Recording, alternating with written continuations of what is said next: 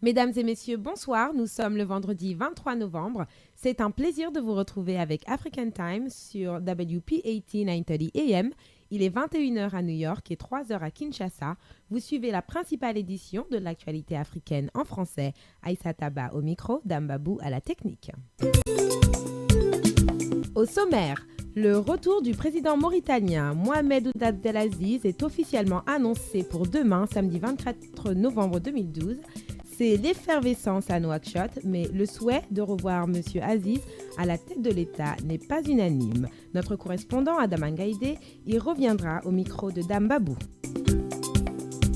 Au Sénégal, Ignace Ndeye nous parle de justice. Il revisite la deuxième audition de Karim Wade qui a duré quelques 17 heures, toujours concernant l'affaire d'enrichissement illicite dont lui et 6 autres dignitaires de l'ancien régime doivent justifier. Toujours au Sénégal, une sentence est tombée concernant la liberté provisoire de Cherbé Tchotchoune. Il ne retrouvera pas sa liberté de sitôt, mais ses avocats prévoient d'aller en Cour suprême. Encore une autre nouvelle pour le Sénégal. La Cour de cassation française décide de réouvrir le dossier du bateau le Joola et de faire la lumière sur cette affaire. Peut-être une lueur d'espoir pour les familles des 2000 victimes qui ont péri au large du fleuve Gambia. En Côte d'Ivoire, Étienne Tano nous rapporte le nom du nouveau Premier ministre en la personne de Daniel Kablan-Duncan et de la redistribution du nouveau gouvernement.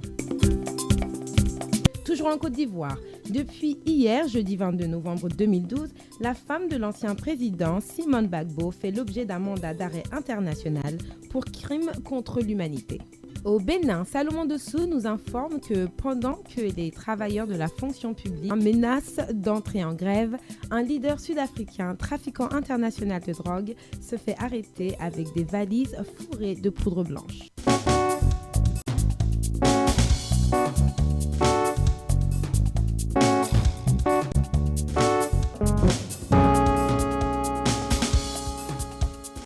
Bonsoir et bienvenue sur African Time. Merci de votre fidélité. Vous écoutez votre émission sur internet à yolele.com, à la radio sur WP80 930 AM et au téléphone composez le 979 228 42 28. Cette émission est sponsorisée par la compagnie aérienne Royal Air Maroc.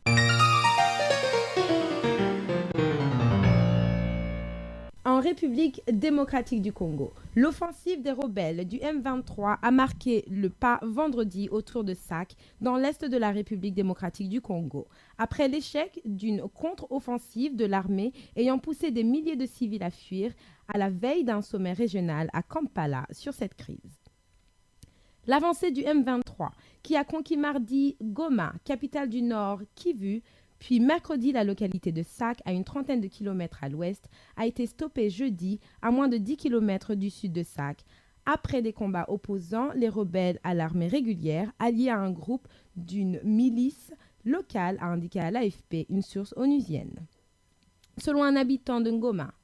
interrogé par un photographe de l'AFP, les soldats réguliers ont volé des vaches et des chèvres dans leur fuite. Après l'échec de leur contre-offensive, et les habitants ont fui dans toutes les directions. Au moins 25 civils ont été blessés durant les affrontements, selon Médecins sans frontières. Dans une rue du centre de Sac, quasiment vidée de sa population, le photographe a vu le corps d'un civil et des caisses de munitions vides.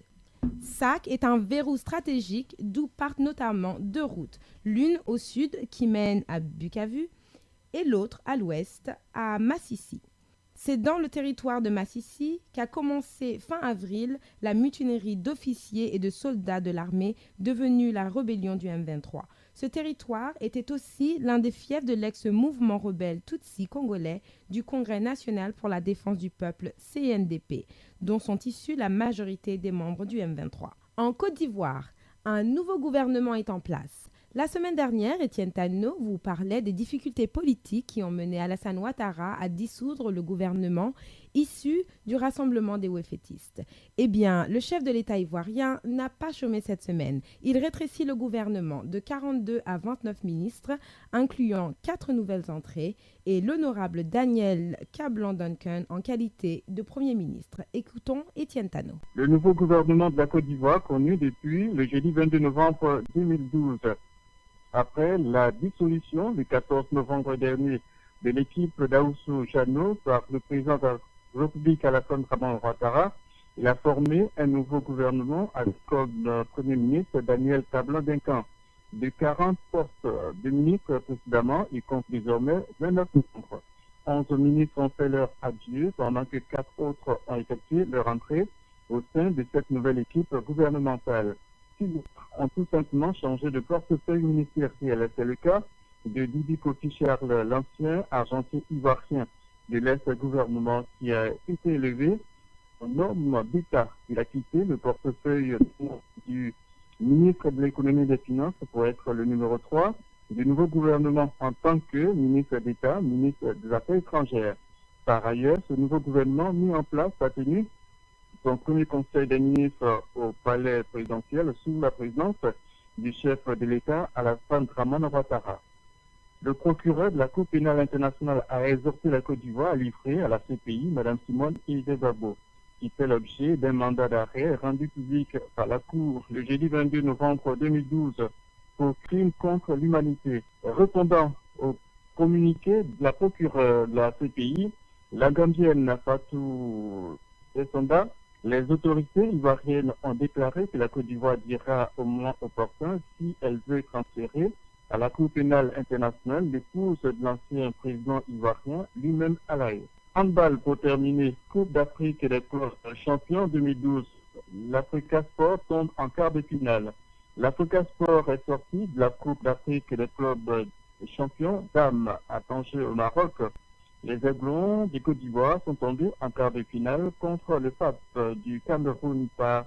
23 contre 32. Le bon début de l'Africa Sport dans la compétition avait pourtant suscité de l'espoir chez Doudou Sandrine et ses amis qui avaient pourtant pour ambition d'atteindre au moins la finale. Étienne Tanno, Abidjan pour African Time. American Language Center, le spécialiste de l'enseignement de la langue anglaise à New York, vous invite à visiter ses nouveaux locaux beaucoup plus spacieux et plus commodes pour votre apprentissage de la langue en Amérique. Il se situe au 229 Ouest, 36e rue, au 3e étage, entre la 7e et la 8e avenue, à 2 rues de Penn Station. Après 35 ans d'expérience et un corps d'enseignants hautement qualifiés, American Language Center propose des cours pour les débutants et pour tous ceux qui veulent approfondir leur connaissance de la langue. Les frais de scolarité d'American Language Center sont très compétitifs et son enseignement est le meilleur dans le pays. Pour les habitants de Queens, la branche locale est au Jackson Heights, 7501 Broadway. Pour tout renseignement, appelez 1-800-ENGLISH, 1-800-364-5474, 1-800-364-5474. Demandez après André.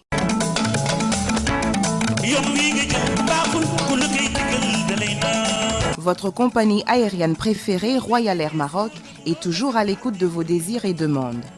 Vous avez réclamé plus de vols par jour en direction de l'Afrique? Royal Air Maroc répond positivement à cette demande. Royal Air Maroc vous offre le plus grand nombre de départs à destination des capitales africaines. Avec autant de vols partant de l'Amérique du Nord, votre temps de transit à Casablanca est réduit au minimum. Avec Royal Air Maroc, ce sont des tarifs imbattables et le plus grand nombre de destinations vers l'Afrique à partir de New York. Royal Air Maroc, c'est surtout un personnel accueillant qui partage vos valeurs et votre culture, qui connaît vos goûts et désirs. Profitez de votre transit à Casablanca pour goûter aux saveurs du Maroc. Pour plus d'informations et réservations, appelez Royal Air Maroc au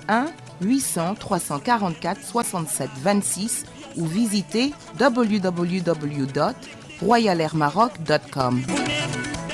Très tôt ce matin au Sénégal, Karim Wade quittait la gendarmerie de Dakar après 17 heures d'interrogatoire durant lesquelles il devait justifier de sa fortune. Mais non sans mal. Ces hommes de main ont aussi été interrogés. Ils restent tous interdits de sortie du territoire. Ignace Ndeye. La deuxième audition de l'ancien ministre Karim Wade a marqué cette semaine au Sénégal. Eh bien, l'audition a duré en longueur, près de 17 heures d'horloge. C'est le temps que le fils de l'ancien président, M. Abdoulaye Wade, a passé aux mains des enquêteurs. Des enquêteurs qui fouillent et qui continuent de fouiller sur sa fortune. Avant de faire face aux enquêteurs, quelques anciens collaborateurs de l'ex-homme fort de l'ancien régime, Cheikh Diallo et Major Silla, ont été entendus sur procès verbal. Ce n'est pas encore le bout du tunnel, ainsi pour Karim Wade, qui est loin de convaincre les enquêteurs qui ont même payé à l'aéroport à Patrick William, le patron de la société d'assistance au sol Sénégal Ending Service SASS, qui tentait de quitter hier le territoire national. Il serait un des porteurs d'action présumés de Karim Wade. Il a été discrètement entendu par les éléments de la section de recherche de la gendarmerie qui ont aussi auditionné dans la semaine le directeur général de la télévision Canal Info News, Vieux Aïdara, à qui on aurait confisqué son passeport et qui aurait confié aux enquêteurs Vieux Aïdara, qui a été aidé par le président Abdoulaye Wade dans le montage de sa télévision. Ce qui est loin également de convaincre les enquêteurs. L'ex-ministre des Infrastructures a également été interrogé sur la gestion de l'ANOCI. Sur ce dossier, l'ancien président du conseil de surveillance de l'ANOCI s'est dégagé de toute responsabilité concernant la gestion de la dite agence. Il soutient que c'est l'ex-directeur exécutif Abdoulaye Wade qui prenait la décision et qui gérait l'argent. Devant la caserne de gendarmerie où se déroulaient les auditions, une ambiance toute particulière régnait avec des affrontements entre jeunes du Parti démocratique sénégalais et jeunes de l'Alliance pour la République qui se sont donnés en spectacle. Affaire à suivre. Affaire Beketoun, la quatrième demande de liberté provisoire introduite par ses avocats a échoué comme les trois précédentes, mais ses avocats ne comptent pas s'arrêter là. Ils ont ainsi décidé d'aller à la Cour suprême pour tenter de casser cette décision. Et puis cette semaine, le dossier du bateau Le Joola a été secoué par la décision de la justice française qui a rejeté les recours introduits par 5 anciens dignitaires impliqués dans cette affaire du bateau du naufrage de Joola. A rappelé que ce dossier du Joola avait été classé sans suite par la justice sénégalaise. Le nouveau patron de la RTS, Racine Talla, met son empreinte dans la boîte et procède à la mise sur pied de sa nouvelle équipe. Il a procédé à de nouvelles nominations au sein de cette chaîne publique. C'est ainsi que c'est Debou Diop, jusque la journaliste présentatrice du JT de 20h, a été nommée directrice de la télévision et Khalil Touré nommé directeur de la radio. En politique, le secrétaire général de l'Union du Renouveau démocratique URD,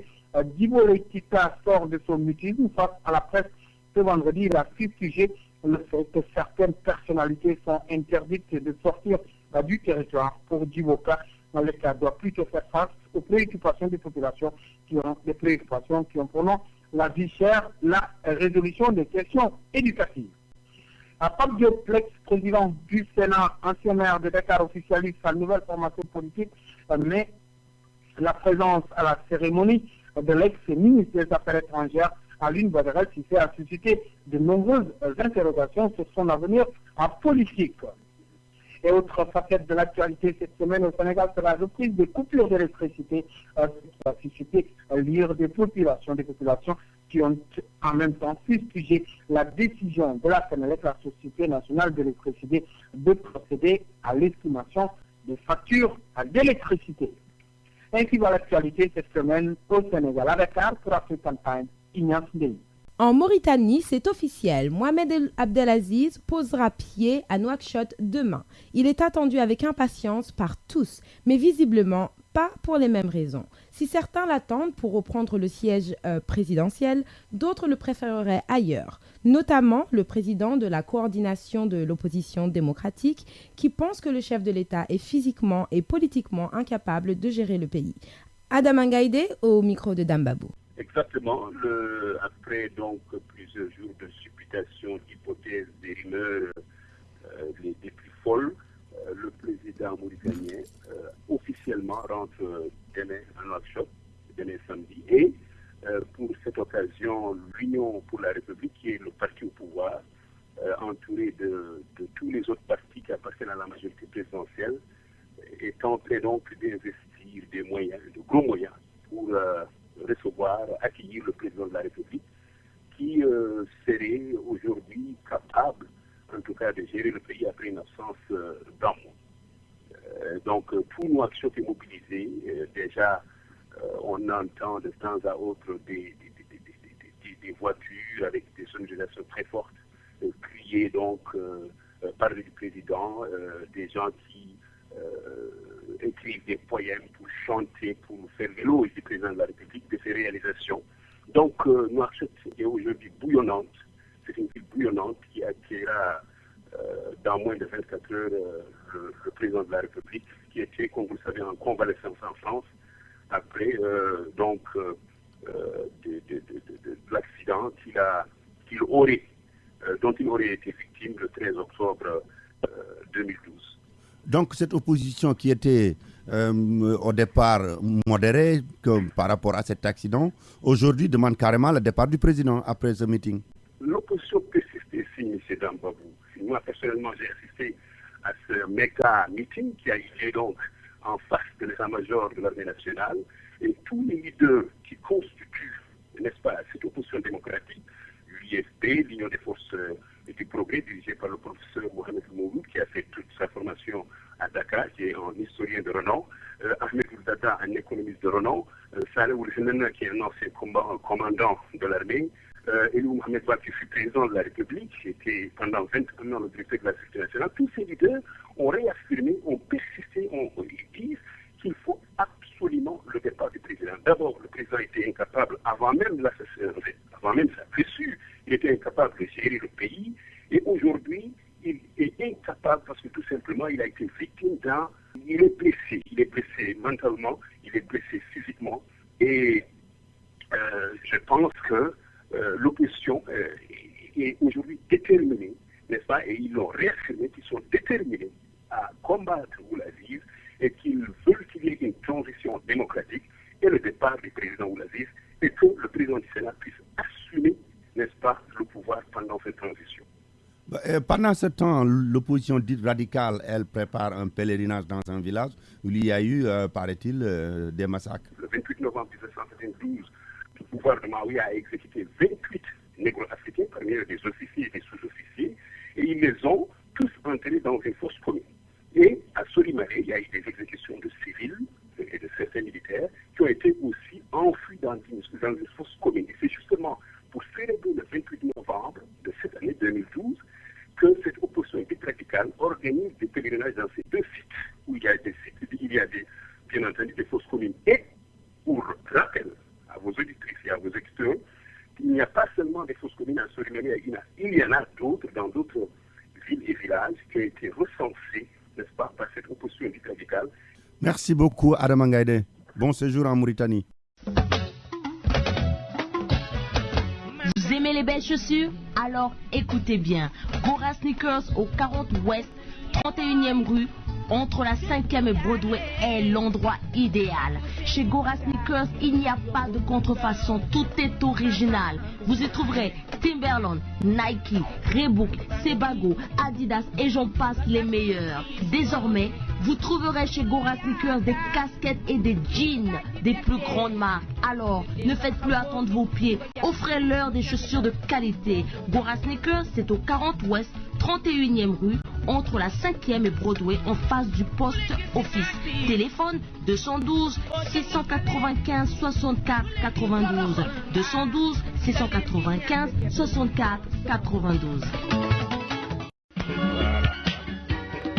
Chauffeur de taxi ou simple propriétaire de voiture, ce message est pour vous. Mohamed et toute l'équipe de mécaniciens que vous connaissez au garage de la 111e rue et la 3e avenue à Harlem vous donnent rendez-vous au garage City White Car Repair qui se trouve au 250 East 137e rue entre Terre Avenue et Ryder. Pour tous vos travaux de mécanique automobile, une seule adresse Citywide Car Repair. Alignement, transmission, électricité et tout le reste, visitez Citywide Car Repair au 250 137e rue entre 3e et Ryder dans le Bronx. Téléphone 718 401 29 59. Les principales cartes de crédit et de débit y sont acceptées.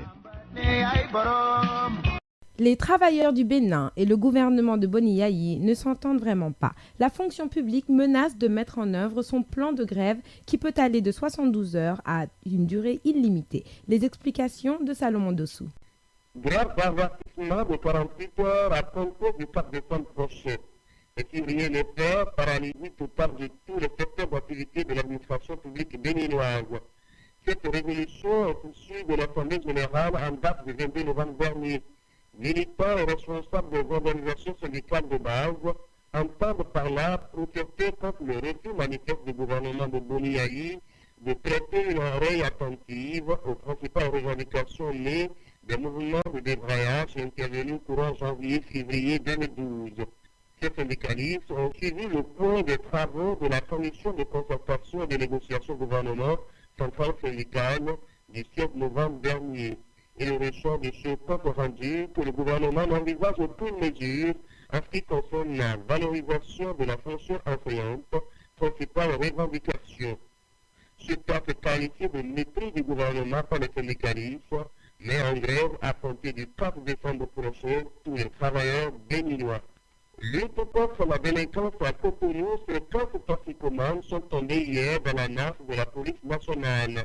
Ils ont été appréhendés suite à une opération coup de poing dirigée par les hommes du commissariat central de Cotonou. Parmi les individus arrêtés, 3 femmes dont une surprise en savant délit, visage de chanvre indien dans un ghetto de la capitale économique béninoise. Il faut signaler qu'en cette fin d'année, on note une recrudescence de plusieurs actes de vandalisme d'activité criminelle dans la ville de Cotonou. Les populations encouragent donc les forces de l'ordre à poursuivre l'assainissement des ghettos de Cotonou afin de mettre hors d'état de nuit tout ce qui trouve la quiétude des paisibles citoyens. Toujours parlant de la drogue, un opérateur économique sud-africain, trafiquant international de drogue, a été arrêté et mis sous mandat de dépôt hier par le juge d'instruction des criminels de première instance de Cotonou. Ce dealer, qui a déjà réussi à faire passer par toutes les étapes de contrôle avec la drogue dissimulée au fond de sa valise, s'est vu rattrapé par les agents de l'Office central de répression du trafic illicite de drogue au Sapide sur le tarmac de l'aéroport international Cardinal Bernabé Gatine de Cotonou. C'est tout pour cette semaine. Salomon Dossou, African Time, Cotonou. Le président sortant de Sierra Leone, Ernest Koroma, a été réélu avec 58,7% des voix au premier tour de la présidentielle du 17 novembre, dont les résultats officiels ont été proclamés aujourd'hui, immédiatement suivis par la prestation de serment du nouveau chef de l'État. Le président sortant, qui a battu largement son principal adversaire, Julius Maada Bio, a lancé un appel à l'unité nationale dans son discours d'investiture pour un second et dernier mandat de 5 ans au terme de la Constitution. Le travail qui est devant nous nécessite la bonne volonté et l'énergie des membres de tous les partis politiques, a-t-il déclaré. Et il ajoute: nous allons nous concentrer sur la création d'emplois pour les jeunes et sur la formation de nos jeunes pour qu'ils saisissent les formidables occasions que nous créons dans les secteurs de la construction, des mines, de l'agriculture notamment. Il s'engage également à poursuivre la lutte contre la corruption. Ces élections étaient considérées comme déterminantes pour la consolidation de la démocratie en Sierra Leone, 10 ans après la fin de la guerre civile qui, de 1991 à 2002, a fait quelques 120 000 morts. L'opposition avait dès lundi dénoncé des fraudes, tandis que les observateurs internationaux, tout en saluant le bon déroulement des scrutins, avaient mis en garde contre les possibles violences à l'annonce des résultats. Julius Maada Bio et son parti n'ont pas réagi dans les premiers temps à l'annonce de leur défaite. Les priorités de M. Koroma au cours des 5 années à venir seront de tenter d'endiguer une grande pauvreté et une corruption massive. La Cour d'appel de Paris a confirmé la saisie des voitures de luxe de la famille du président de Guinée équatoriale, Théodore Obiang Nguema, décidée par les juges d'instruction dans le cadre de l'enquête sur les biens mal acquis, a-t-on appris aujourd'hui de sources judiciaires. Les juges Roger Leloir et René Groumand enquêtent depuis décembre 2010 sur les conditions dans lesquelles 3 chefs d'État africains, Denis Sassou Nguesso au Congo, Théodore Obiang Nguema et le défunt président gabonais Omar Bongo Ondimba ont acquis un important patrimoine immobilier et mobilier en France. Le 28 septembre 2011, plusieurs voitures de luxe, incluant Ferrari, Bugatti, appartenant à la famille d'Obiang, avaient été saisies après une perquisition dans un immeuble appartenant à son entourage. La famille avait fait appel de leur saisie. Dans un arrêt rendu lundi, la Cour d'appel a jugé qu'il existait des indices suffisants pour considérer que l'ensemble des véhicules a pu être acquis au moyen de détournement de fonds, selon le texte publié par Le Monde.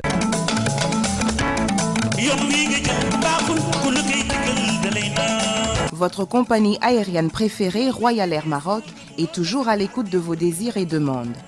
Vous avez réclamé plus de vols par jour en direction de l'Afrique? Royal Air Maroc répond positivement à cette demande. Royal Air Maroc vous offre le plus grand nombre de départs à destination des capitales africaines. Avec autant de vols partant de l'Amérique du Nord, votre temps de transit à Casablanca est réduit au minimum. Avec Royal Air Maroc, ce sont des tarifs imbattables et le plus grand nombre de destinations vers l'Afrique à partir de New York. Royal Air Maroc, c'est surtout un personnel accueillant qui partage vos valeurs et votre culture, qui connaît vos goûts et désirs. Profitez de votre transit à Casablanca pour goûter aux saveurs du Maroc. Pour plus d'informations et réservations, appelez Royal Air Maroc au 1 800 344 67 26 ou visitez www.royalairmaroc.com.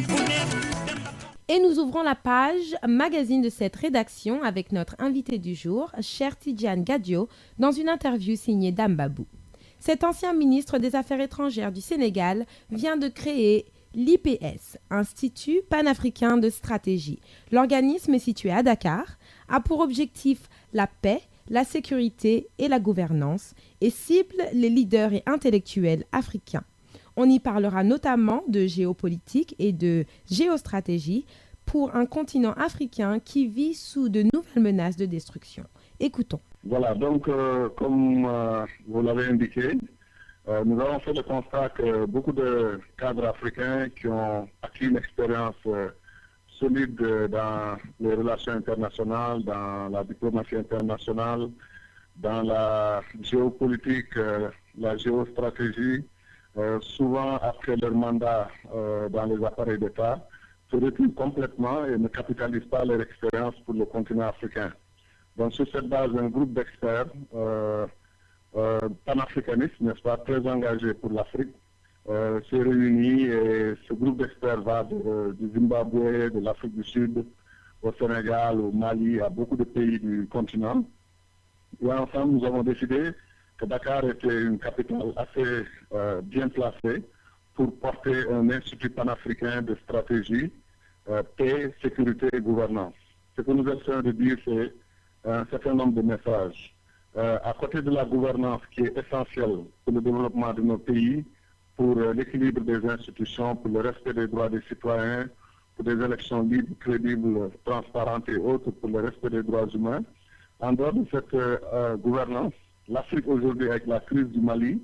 avec les crises qui sont en cours en République démocratique du Congo, en Somalie et ailleurs, au Soudan, l'Afrique sent maintenant qu'il y a de nouvelles menaces extrêmement importantes qui peuvent être des menaces destructrices, qui ont déjà déstructuré le continent, mais qui peuvent même apporter la destruction dans notre continent, destruction de nos infrastructures, destruction de nos sociétés. Et pour cette raison, on a pensé que la question de la paix et de la sécurité, à côté de la gouvernance, était essentielle pour comprendre que l'Afrique ne se battait pas simplement pour son développement, mais aujourd'hui, avec l'attaque de soi-disant djihadistes qui sont en fait des gens impliqués dans beaucoup de choses, comme on le sait, trafic humain, trafic des armes, et beaucoup d'autres choses dans le Nord Mali et dans la bande saharo-sahélienne. De nouvelles menaces donc se profilent. Des gens se déplacent de l'Afghanistan et tout ça pour venir vers le continent africain. Il était important que désormais à côté de la gouvernance qu'on mette l'enjeu de la démocratie, l'enjeu de la paix, l'enjeu de la sécurité. Dernier point important, c'est la question du nom même de l'Institut panafricain de stratégie. Et certains nous ont dit stratégie pourquoi? On leur a dit stratégie pour amener la paix en Afrique, stratégie pour sécuriser notre continent, stratégie pour une meilleure gouvernance dans ce continent, mais stratégie aussi pour l'unité de l'Afrique et la réflexion stratégique. Les Africains ont un présent tellement pénible que parfois ils refusent de penser l'avenir. Ils veulent déjà se débattre dans ce présent, de trouver les moyens de survivre et de s'en sortir. De sorte que quand vous parlez d'un Africain de planifier l'avenir du continent dans les 10, 20 prochaines années, il vous sourit au mieux et parfois il secoue la tête. Il se demande si vous êtes de ce monde. Oui, on est de ce monde. Et toutes les puissances qui émergent aujourd'hui, l'Inde, la Chine, le Brésil, à côté des puissances moyennes comme la Corée du Sud, la Malaisie et autres, c'est des pays qui ont réussi à planifier stratégiquement le développement, à poser des étapes et à y aller de façon très méthodique. Cela manque terriblement en Afrique. Donc nous allons créer des think tanks pour réfléchir sur les grands dossiers du développement de l'Afrique. Les enjeux prochains pour le continent, c'est la sauvegarde de nos ressources naturelles qui sont aujourd'hui en train d'être pillées et qui font l'objet de convoitises au plan international.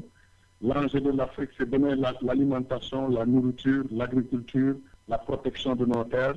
Sur tout ça, il faut une réflexion stratégique pour mieux armer nos dirigeants, parce que l'Institut panafricain de stratégie va travailler les dirigeants africains, les leaders, les décideurs, non seulement de la sphère publique, donc les décideurs politiques, les chefs d'État et tous les leaders du continent, mais aussi les leaders du secteur privé. Parce que nous croyons profondément que c'est le secteur privé qui est le moteur de l'économie dans des pays où il y a des chances de faire avancer l'économie. Et donc nous voulons pouvoir donner des notes stratégiques, des notes de conjoncture, des notes de réflexion à ces leaders-là pour mieux informer leurs pensées et informer leurs actions. Ouais, mais comme vous venez de le dire, donc l'Institut panafricain, vous avez commencé par le premier mot panafricain. Il y a de cela 60 ans, des gens avaient dit pensée stratégique, nos pays ne sont pas viables tels qu'ils sont constitués aujourd'hui. Est-ce que dans ce domaine-là, vous comptez faire une production et raviver surtout l'idée que l'Afrique doit s'unir? Mais absolument, parce que dans la plaquette de présentation de l'IPS, le dernier paragraphe porte précisément sur cette question, où nous disons que l'IPS va contribuer sans relâche et de façon systématique à la concrétisation de l'idéal des pères fondateurs comme Marcus Garvey, Kwame Nkrumah, Cheikh Anta Diop. Cet idéal, c'est bien entendu les États-Unis d'Afrique. Nous pensons sincèrement qu'il n'y a pas un seul Africain aujourd'hui raisonnable, ou une seule Africaine raisonnable, pour croire que le morcellement de l'Afrique en 54 États est porteur de progrès et d'avenir pour ce continent. Les puissances qui vont compter, comme vous êtes aux États-Unis, je peux utiliser un concept en anglais, World Global Players, c'est l'Inde, c'est la Chine, c'est le Brésil, c'est les États-Unis, c'est tous des entités ou fédérales ou des sous-continents, c'est-à-dire des pays immenses avec une immense population qui sont capables de mettre leurs forces ensemble pour développer leur pays. Comment l'Afrique, qui a démarré avec 37 États, quand Nkrumah leur lancé l'idée d'un gouvernement d'union pour une Afrique unie en 1963, 50 ans plus tard, de 37 États, maintenant on est passé à 54 États avec l'avènement du Soudan du Sud. Et apparemment, comme je l'ai dit souvent, si nous ne voyons pas cela, la prochaine conférence de Berlin qui avait morcelé l'Afrique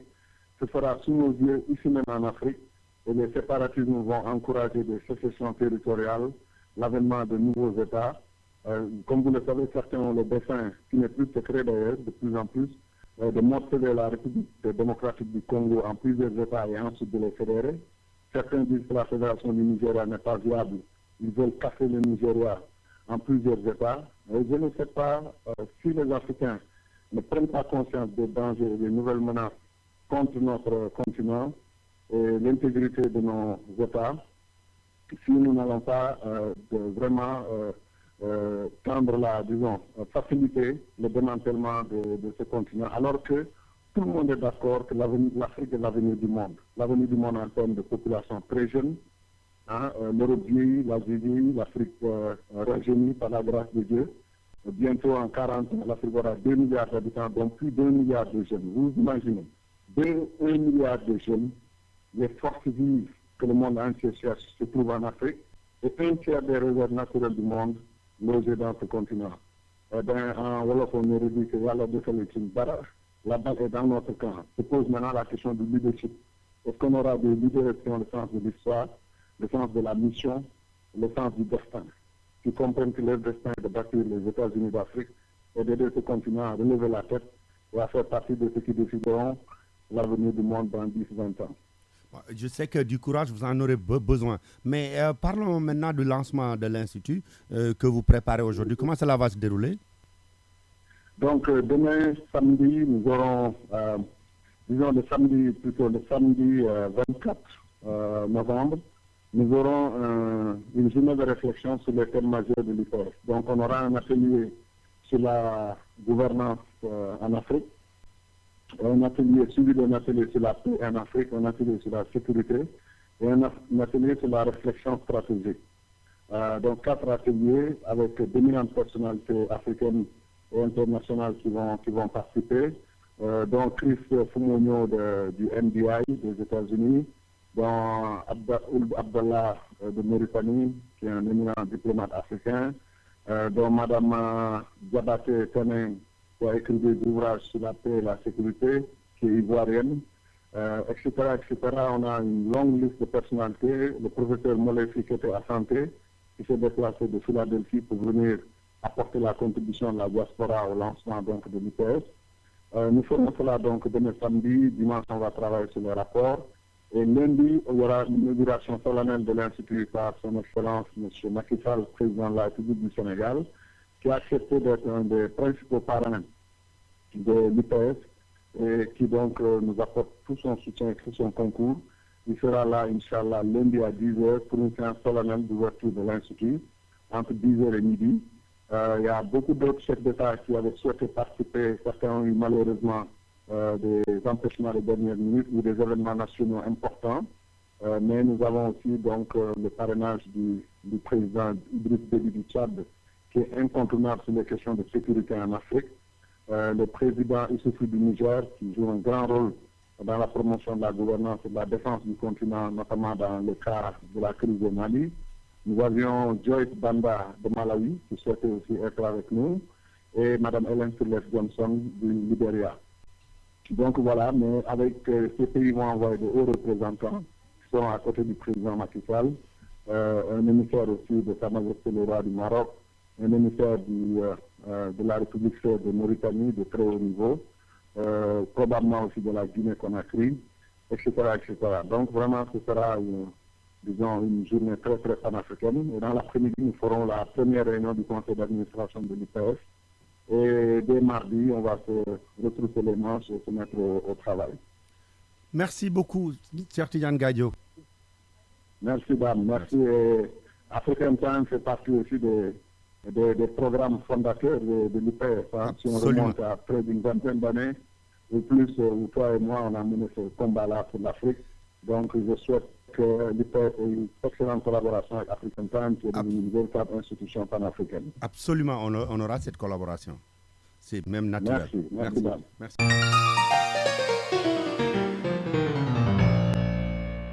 Et nous poursuivons maintenant avec la page sur la politique américaine avec notre analyste maison, Dame Babou. Dame, pourriez-vous expliquer à nos auditeurs et auditrices ce qu'est le fiscal cliff dont les médias américains nous parlent tant? Bon, vous savez, le gouvernement américain, l'État américain, je dois dire, a un énorme problème de déficit fiscal. Vous vous souvenez, quand George Bush prenait le pouvoir des mains de Bill Clinton, ce dernier lui avait laissé un surplus fiscal de plusieurs milliards. Mais George Bush, à cause de ces deux guerres, à cause de ses dépenses inconsidérées, en diminuant le taux de taxation des riches, George Bush donc a transformé ce surplus que Bill Clinton lui a légué en un déficit énorme. Donc les gens considèrent qu'ils sont au top de la montagne et avec le risque de tomber dans l'abîme, si vous voulez, sur le plan fiscal. Donc, C'est pour ça qu'on appelle fiscal cliff. Mais ce qui se passe, c'est que durant les 2 dernières années, avec un congrès qui était contrôlé par les républicains, avec la victoire des Tea Party, c'était un parti anti-gouvernement, anti-taxation, etc. Donc les hommes politiques n'avaient pas suffisamment d'estomac pour opérer les réformes nécessaires pour combler justement ce déficit-là.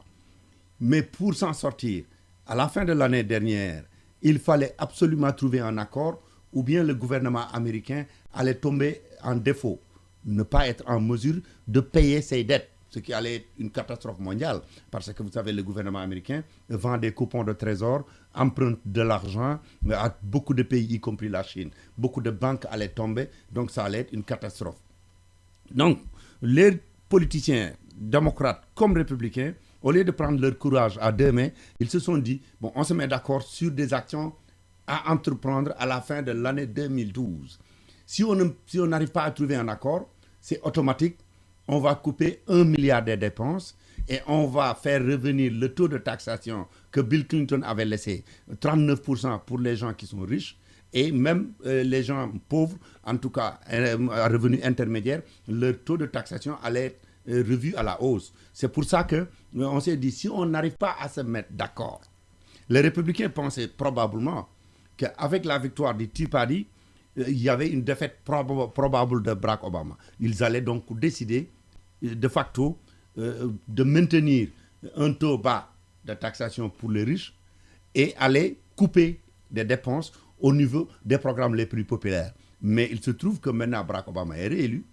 donc les républicains ne peuvent pas imposer leur volonté. Mais Barack Obama lui aussi sait qu'au niveau du Congrès, son parti est toujours minoritaire, en tout cas au niveau de la Chambre des représentants. Donc si on ne se met pas d'accord, les décisions qui avaient été prises à la va-vite, irresponsables, allaient entrer automatiquement en action. C'est ça qu'on appelle fiscal cliff, et cela veut dire qu'il y aura une crise extraordinaire au niveau du système fiscal des Américains, au niveau de la finance mondiale et au niveau de la finance américaine. Très bien. Et donc, si jamais on passe au-dessus de ce fiscal cliff, quels seront les enjeux pour les Africains qui paient leurs impôts en Amérique? Non, ce qui se passe, c'est que les Africains sont en grande partie entre les revenus intermédiaires et les revenus des pauvres. Cela veut dire donc automatiquement, il y aura des dépenses publiques pour la santé, pour ceux qui ont le Medicaid, ceux qui ont le Medicare, ceux qui reçoivent de l'aide, même pour les food stamps. Il y aura des coupures, il y aura des coupes sombres automatiques. C'est ça qu'on appelle donc ce qui avait été retenu. Et au niveau aussi de leur niveau de paiement des taxes, ça va augmenter immédiatement. Les crédits, par exemple, qu'on a pour les enfants, tout ça risque de tomber à l'eau, mais je pense réellement que les Américains,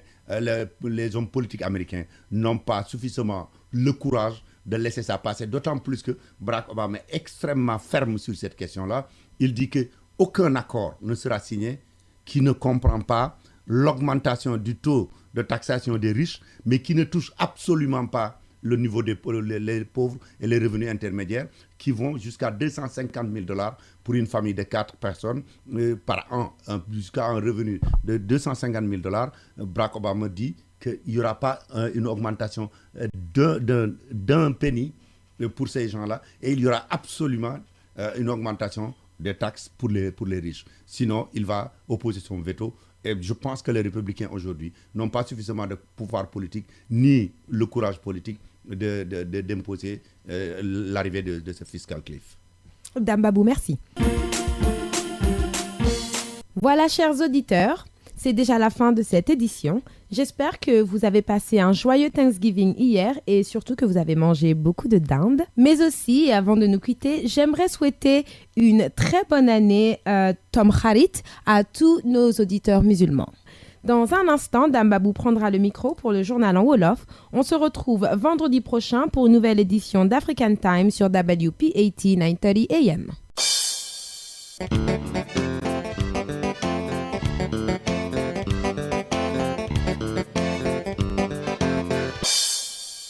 mbokk yi ñu ngi leen di nuyu te di leen gërëm ci déglu bi ngeen def seen émission fii ci African Time ci WP80 930 AM yéen a ngi ñu déglu itam ci yollele.com man ngeen ñoo déglu ci téléphone bi ci 979 282 4228 979 282 4228 seen mbokk Dambab moo ne ci micro bi moo nekk itam ci machine bi niñ ko baaxoo di def àjjuma ji nag lañ koy def ci àjjuma yi tey ji dinañ leen di indil xabaar yi bu ñu noppee indil leen yëgle yi balaa ñuy tàggoo ak yéen.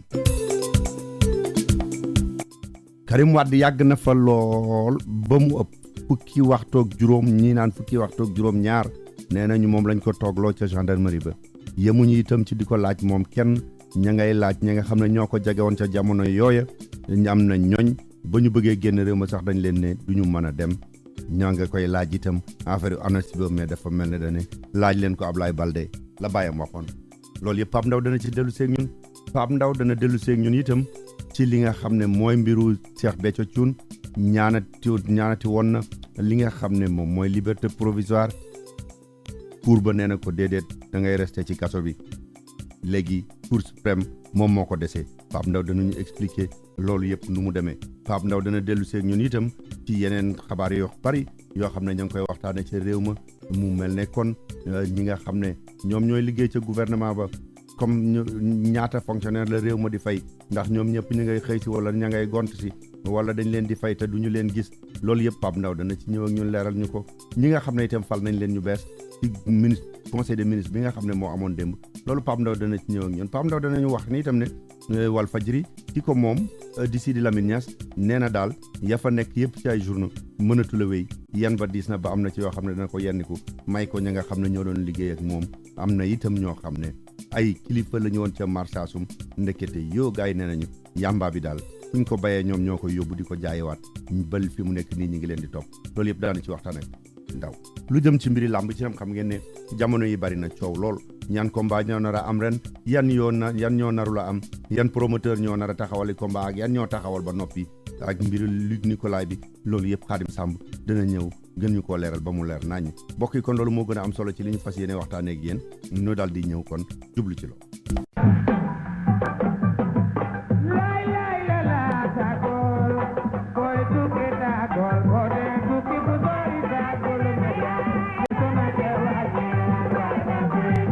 waaw Pape Ndaw kat ni ma ko waxee léegi ci bopp xabaar yi Karim Wade démb yàgg na gendarmerie lool ba gaa yi yaakaaroon ne sax dañ koo nar a def li nga xam ne moom la ñuy wax garde à vue Pape Ndaw. Karim daam ni mu yàggee gendarmerie démb dafa jéggi dayoo am na ñoo xam ne bi sax dañoo demoon bay mujj laaj ba xam ndax du moom Karim dañu ko def li ñu naan garde à vue ndax Karim booy xool 10 heures ci suba bi mu tegee fanweeri minute la dugg ci fi nga xam ne bii moo di caserne Samba Diéry Diallo fi nga xam ne ni section de recherche bu gendarmerie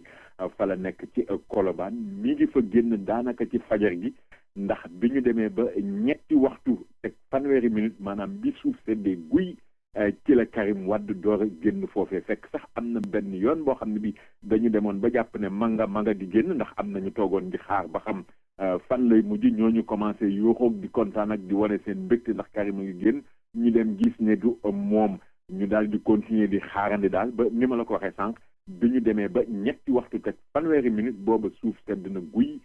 ci la Karim Wade daal di génn nag ginnaaw jàkkaarloo bi nga xam ne bi mi ngi ko doon jàkkaarloo ak ñi nga xam ne bi ñooy enquêteuru section de recherche yi booba nag ku ko xool xam ne ay la yéwén kii sonn na lool ndax dëkk nañu ko ay nopp lu toll ci fukki waxtu ak juróom-ñaar yoo xam ne yi diggante baat ak tontu la woon moom Karim Wade ak ñi nga xam ne bi ñooy enquêteurs yi nga xam ne bi ñoom ñoo ko doon laaj muy enquête boo xam ne nii bi yoon wala dëkk nopp boo xam ne bi yoon gudd na lool ba ñu bari jàppoon sax ne jéggi na dayo waaw kon de xanaa lañ fa waxtaane war naa bari mais lan moo ci jotagu na seetna lu ngeen dégg yéen. waaw li nga xam ne bi daal waxtaane nañu ko fa daam baabu li nga xam ne nii wóor na ne mën nañoo jàpp ne mbir mi ci loolu jëm daal mbiri annonce yi la ñu fa doon waxtaanee ndax xam nga annonce yi mooy jamono ji nga xam ne bi waajuram wu góor bi Abdoulaye Wade moo jiite woon réewum Sénégal te ñu doon fi organiser li nga xam ne ni moom la ñu doon wax conférence islamique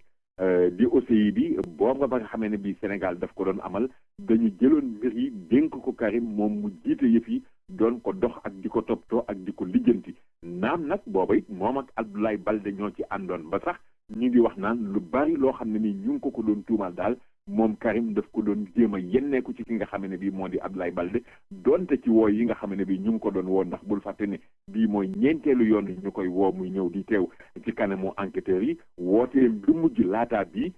kii di Abdoulaye Baldé ñëwoon na sax doon ko jéem a jàppale si wala boog doon toogaanu li nga xam ne bii noonu la ñeneen doon toogaanu di xaar ba xam fan la mbiri Karim di mujj nee nañu daal li ci ëpp mbiri ANOCI la ñu ko doon laaj te jàpp nañu ne bi yoon laaj yi ni mu taree ak laaj yi ni ñu yàggee dafa mel ni rek am na foo xam ne ni gars yi daal xaw nañu fa mën a téye di poñ doon te it tamit ñu ngi wax naan am na leneen loo xam ne ni bokkoon na ci mbir yi tamit ñu di ko wax benn société boo xam ne ni ñu ngi koy wax Sénégal Handling Service ñu di ko wax ci gàttal SHS te moom dafa nekk ci aéroport bu Dakar boobu nga xam ne nii mooy toppatoo avion yi nga xam ne bi dañuy ñëw di dal aéroport bu Dakar nee nañu foofu nag am na ay koppar yoo xam ni dafay dugg yu bari maanaam daal foofu it jàpp nañu sax ne Karim dafa am lu mu doon ci société bi wala dafa bokk ci actionnaire yi ngay gis ne daal gars yi daam ni ñu ko waxee woon mbirum koppar yi nga xam ne bi dafa jaarul yoon daal nee nañu danañu ko lijjanti ba mu set wecc. waaw defe naa gars yi dañu ne yemuñu ci Karim rek ñi ko jege woon it ca jamonoy ANOCI ak yeneen jamono ñoom it ña ngay dem ak di dikk. waaw ñooñu ñu ngi dem ak di dikk te booy xool fi mu nekk nii am na ñoo xam ne nii jot nañu leen a woo ba dékk leen sax ay nopp ku demee ni kii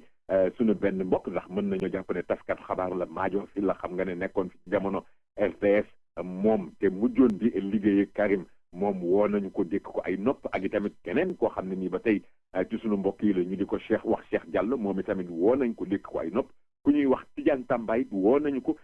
dékk ko ay nopp dem nañu sax bay wax naan Cheikh Diallo moom ba ñu ko wooyee dafa saalit ba jot faa wax sax yoo xam ne yi xëy na dëppoowul ak na nga xam ne bi noonu la waroon demee xam nga maa ngi la koy junj léegi société bi nga xam ne bi moom la ñuy wax Sénégal Handling Service te nekk aéroport bu Dakar ki nga xam ne bi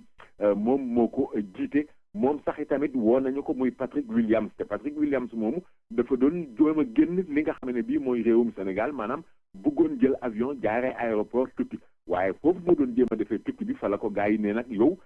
ay la yëwen sëñ bi mënoo génn réew mi parce que nag dañ laa war a dékk noppit war laa laajte noonu tax la ñu ko délee rek daal di koy yóbbu ci section de recherche bu gendarmerie bi nga xam ne bii moo nekk Colobane doon ko fa laaj ndax xam nga booy fàttaliku fan yële ñu génn jëwriñ bi nga xam ne bii moom la ñu dénk mbirum dem beeg dikk bi ci wàllu jaww ji ñu di ko wax Thierno Alassane Sall moom bi mu fi jàkkaarloo commission des finances bu assemblée nationale mi ngi leen doon wax jëm ci mbirum société boobu ma lay wax nii léegi di SHS naan leen dafa nekk société boo xam ne li muy laal ci xaalis dafa bari te it société boobu am nañ ci lu wóor loo xam ne li fare wuñ ko ci weewu nag ne am na benn ancien ministre boo xam ne actionnaire la ci société boobu ñuy wax sax naan jamono yi nga xam ne bii Karim way juróom moo fi nekkoon jiite réew mi te moom Karim tamit nekkoon fi li ñuy wax benn super ministre ñu ngi doon wax naan société boobu jamono yooyu ameloon na aéroport du Sénégal ADS lu toll ci 7 milliards ci xaalis yoo xam ne yi dañoo lànkoon ne duñu ko fay ba ki nga xam ne ni sax ca jamono yooyu nekkoon na njiitu kër googu ñu di ko wax Mbaye Ndiaye moom dafa demoon sax ba mel ni rek ko xaw a nasaxal yëf yi ndax dafa doon ragal ñu daal di koy indil ay jafe-jafe Pape Mayel Diop mi nga xam ne bi tamit nekkoon na fi directeur général bu ADS moom am na jamono mu leen doon tëkku ñoom waa SHS bay wax sax naan boo moytuwul dana résilier seen contrat mais booba it dañ ko daal di meloon ni ko xaw a gësam xaw koo xub ba tax mu dellu ginnaaw nga gis ne rek kon jamono yi ñu toll daam ñi nga xam ne bii ñoo doon liggéeyandoo Karim muy ñu fës ak i tamit sax ñoo xam ne nii fësuñu parce que gendarme yi daal nee nañu képp koo xam ne nii dékk la ay nopp dana tax mbir yi gën a leer dana tax ñu gën a mën a am yàqeen ci mbir yi danañ la dékk nopp parce que daal jàpp nañu ne ñoom fi ñu teg seen tànk foofu la. moom kay gis naa sax ci journal bi nga xam ne dañu naan Karima ko moom bi Cheikh Diallo jiite ñu naan gendarme yi danañ déglu ba lu mat junni nit. fépp fu nu mën a tukki moo xam ci biir réew mi la moo xam bitim réew rawatina nag bu dee Afrique suñu gos la kon war a dem mooy Kara Tour and Travel billet bu ñuy jaay ak avion boo bëgg a demee demal Kara Tour and Travel mu jox la ko ci njëg yoo xam ne mënuloo ko amee fenn xew wu nu am wu nu ñor dëgg fa nu war a dem mooy Kara Tour and Travel bu nu yegg si mu ñu jox suñu billet ci njëg yéen nu gënal daal di ñuy wax avion ba nuy dugg ak kañ lay dem nu daal di dem ci lu gaaw a gaaw. Kara Tour and Travel mi ngi nekk ci 38 West 32nd Street room 1501. téléphone 212 683 2223. kon balaa may dellu seeg Pape rek ñu defaat yeneen yëgle benn bi mi ngi doon Serigne Bassirou Lo Ale Aram yàlla dogal ni ñi ko yittewoo mi ngi ci këram Serigne Bassirou Lo Ale Aram mi ngi nekk ci 2955 8th Avenue ci corner 155th Street appartement 19B bell number 0046 téléphone Serigne Bassirou Lo Ale Aram mi ngi nekk 212 283 4141 283 4141 kon jàpp leen ko téléphone Serigne Bassirou Lo Ale Aram mi ngi nekk 212 283 41 41.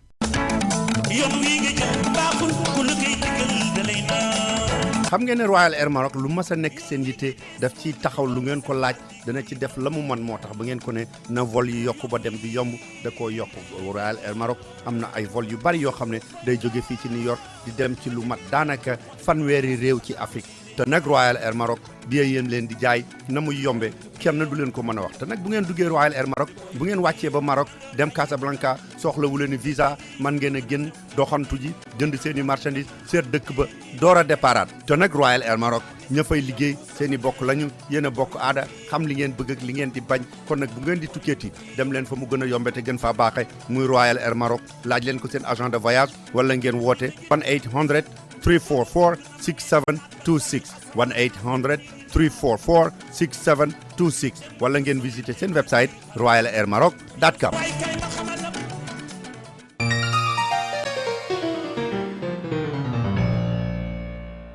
waaw Pape yaa ngi doon wax ne directeur boobu di bu Sénégal Handling Services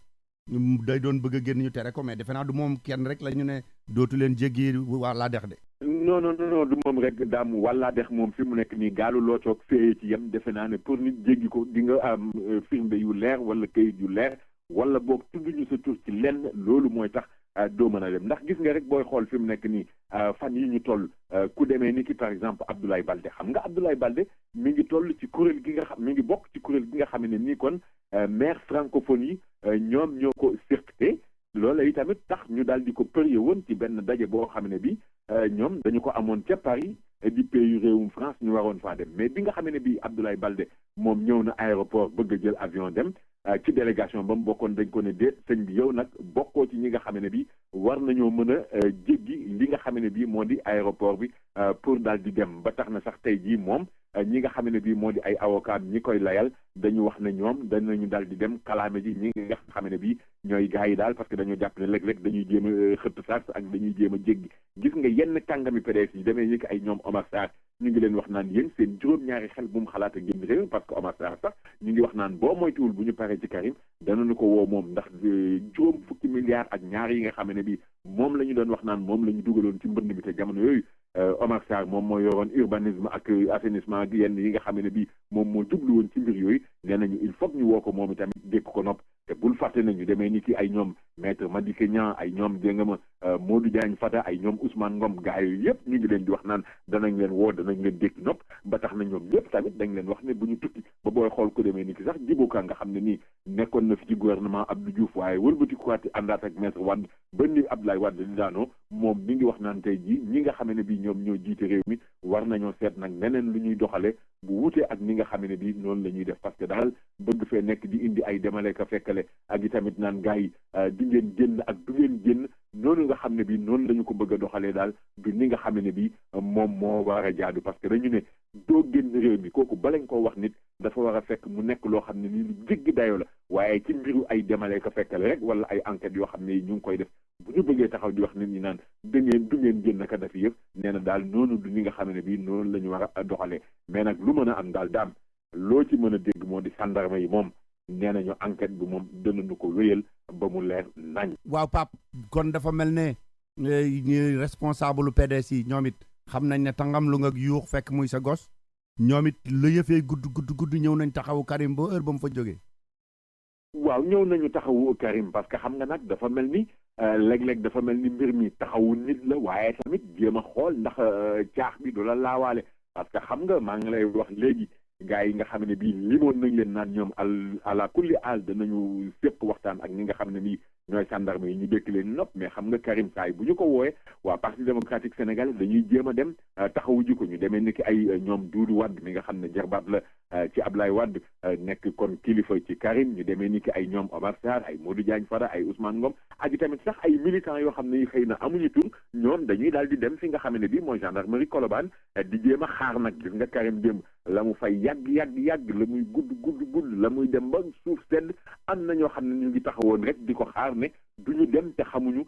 Karim fan la mujj doon te dañu fay fanaan ak lu ñu mel mais ñeneen ci ñi nga xam ne bii nag ay kilifa la ñu woon ci parti démocratique sénégalais taxawu Karim bi dafa mel ni seen bopp la ñuy taxawu parce que ñoom leer na leen ne boo moytuwul bu ñu paree ci Karim danañu leen dëkkaat nopp te ñoom it dañuy bëgg xëy na bu ñu leen wooyee am mbooloo moo xam ne dana ñoom mën a ñëw taxaw fa ñu dalalee ko seen xel mu mel ni rek xëy na li ñuy taxawu Karim it seen bopp la ñuy taxawu.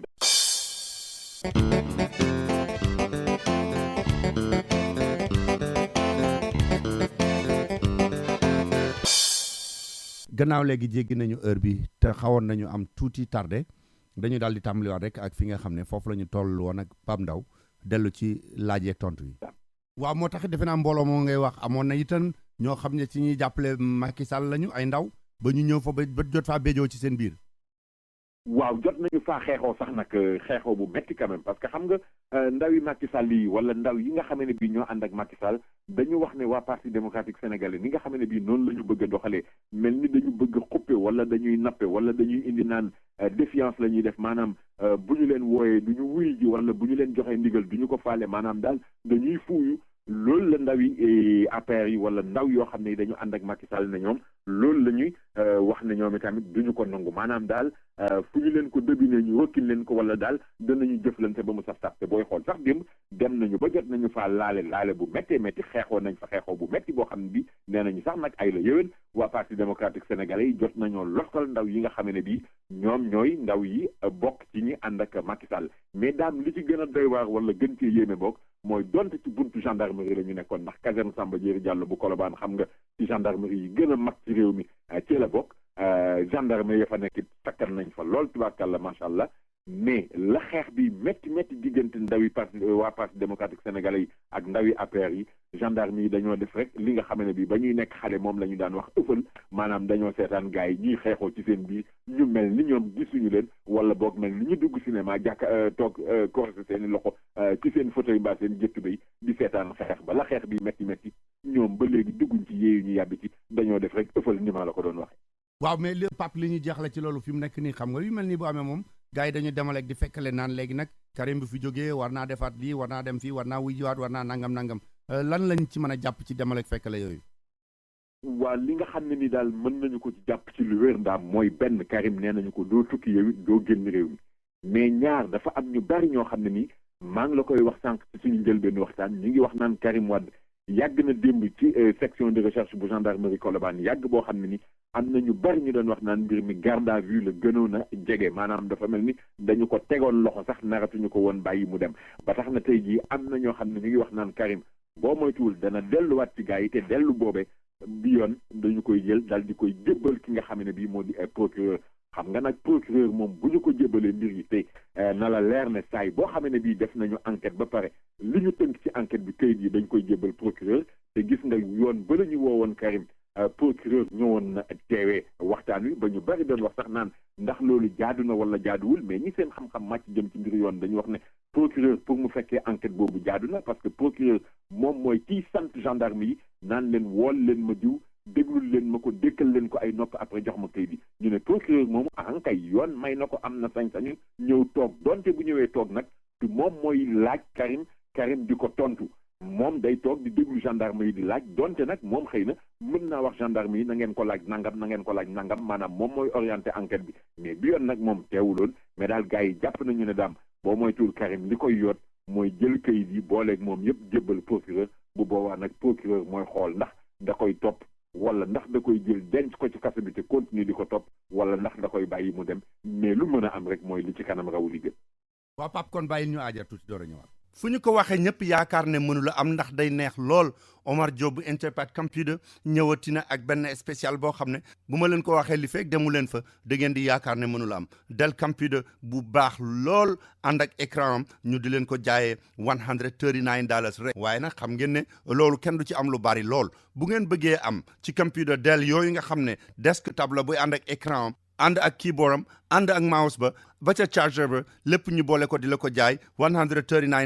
da ngay dem Interpath Computer mi ngi nekk ci 15 West 116th Street ci diggante Fifth ak Lenox Avenue mooy ba nekkoon ca diggante Fifth ak Madison tuxu na bu yàgg léegi mi ngi ci diggante Fifth ak Lenox Avenue téléphone 212 423 97 50 Omar Diop nee na xamoon ngeen ne bu ubbite classe yi jotee soxla yi bari ngeen war a jëndal seen doom yi ay computer dana ci jóg def ci lu mu man moo tax mu di leen jaay Dell computer buy dox na mu war a doxee ànd ak écran ànd ak keyboard ànd ak mouse lépp pour $139 woo leen ko ci 212 423 9750 soxna Awa Gumbale ak soxna Seynabou Thiam bu Kër Kumba restaurant nee nañu ñu ngi leen di gërëm ndax li mbokk di jariñ woon ngeen leen ko ba ñu ubbee Kër Kumba restaurant di leen fa defal xéewal yu neex yéen ñëpp da ngeen leen a jàppale ba ñu xam ne ameel nañ leen njukkal lu rëy rëy njukkal li nag nee na ni ñu koy defee mooy rek ubbi leen beneen place bu bees place boobu mooy Daaru Salaam miit kër maam Cheikh Anta Mbacke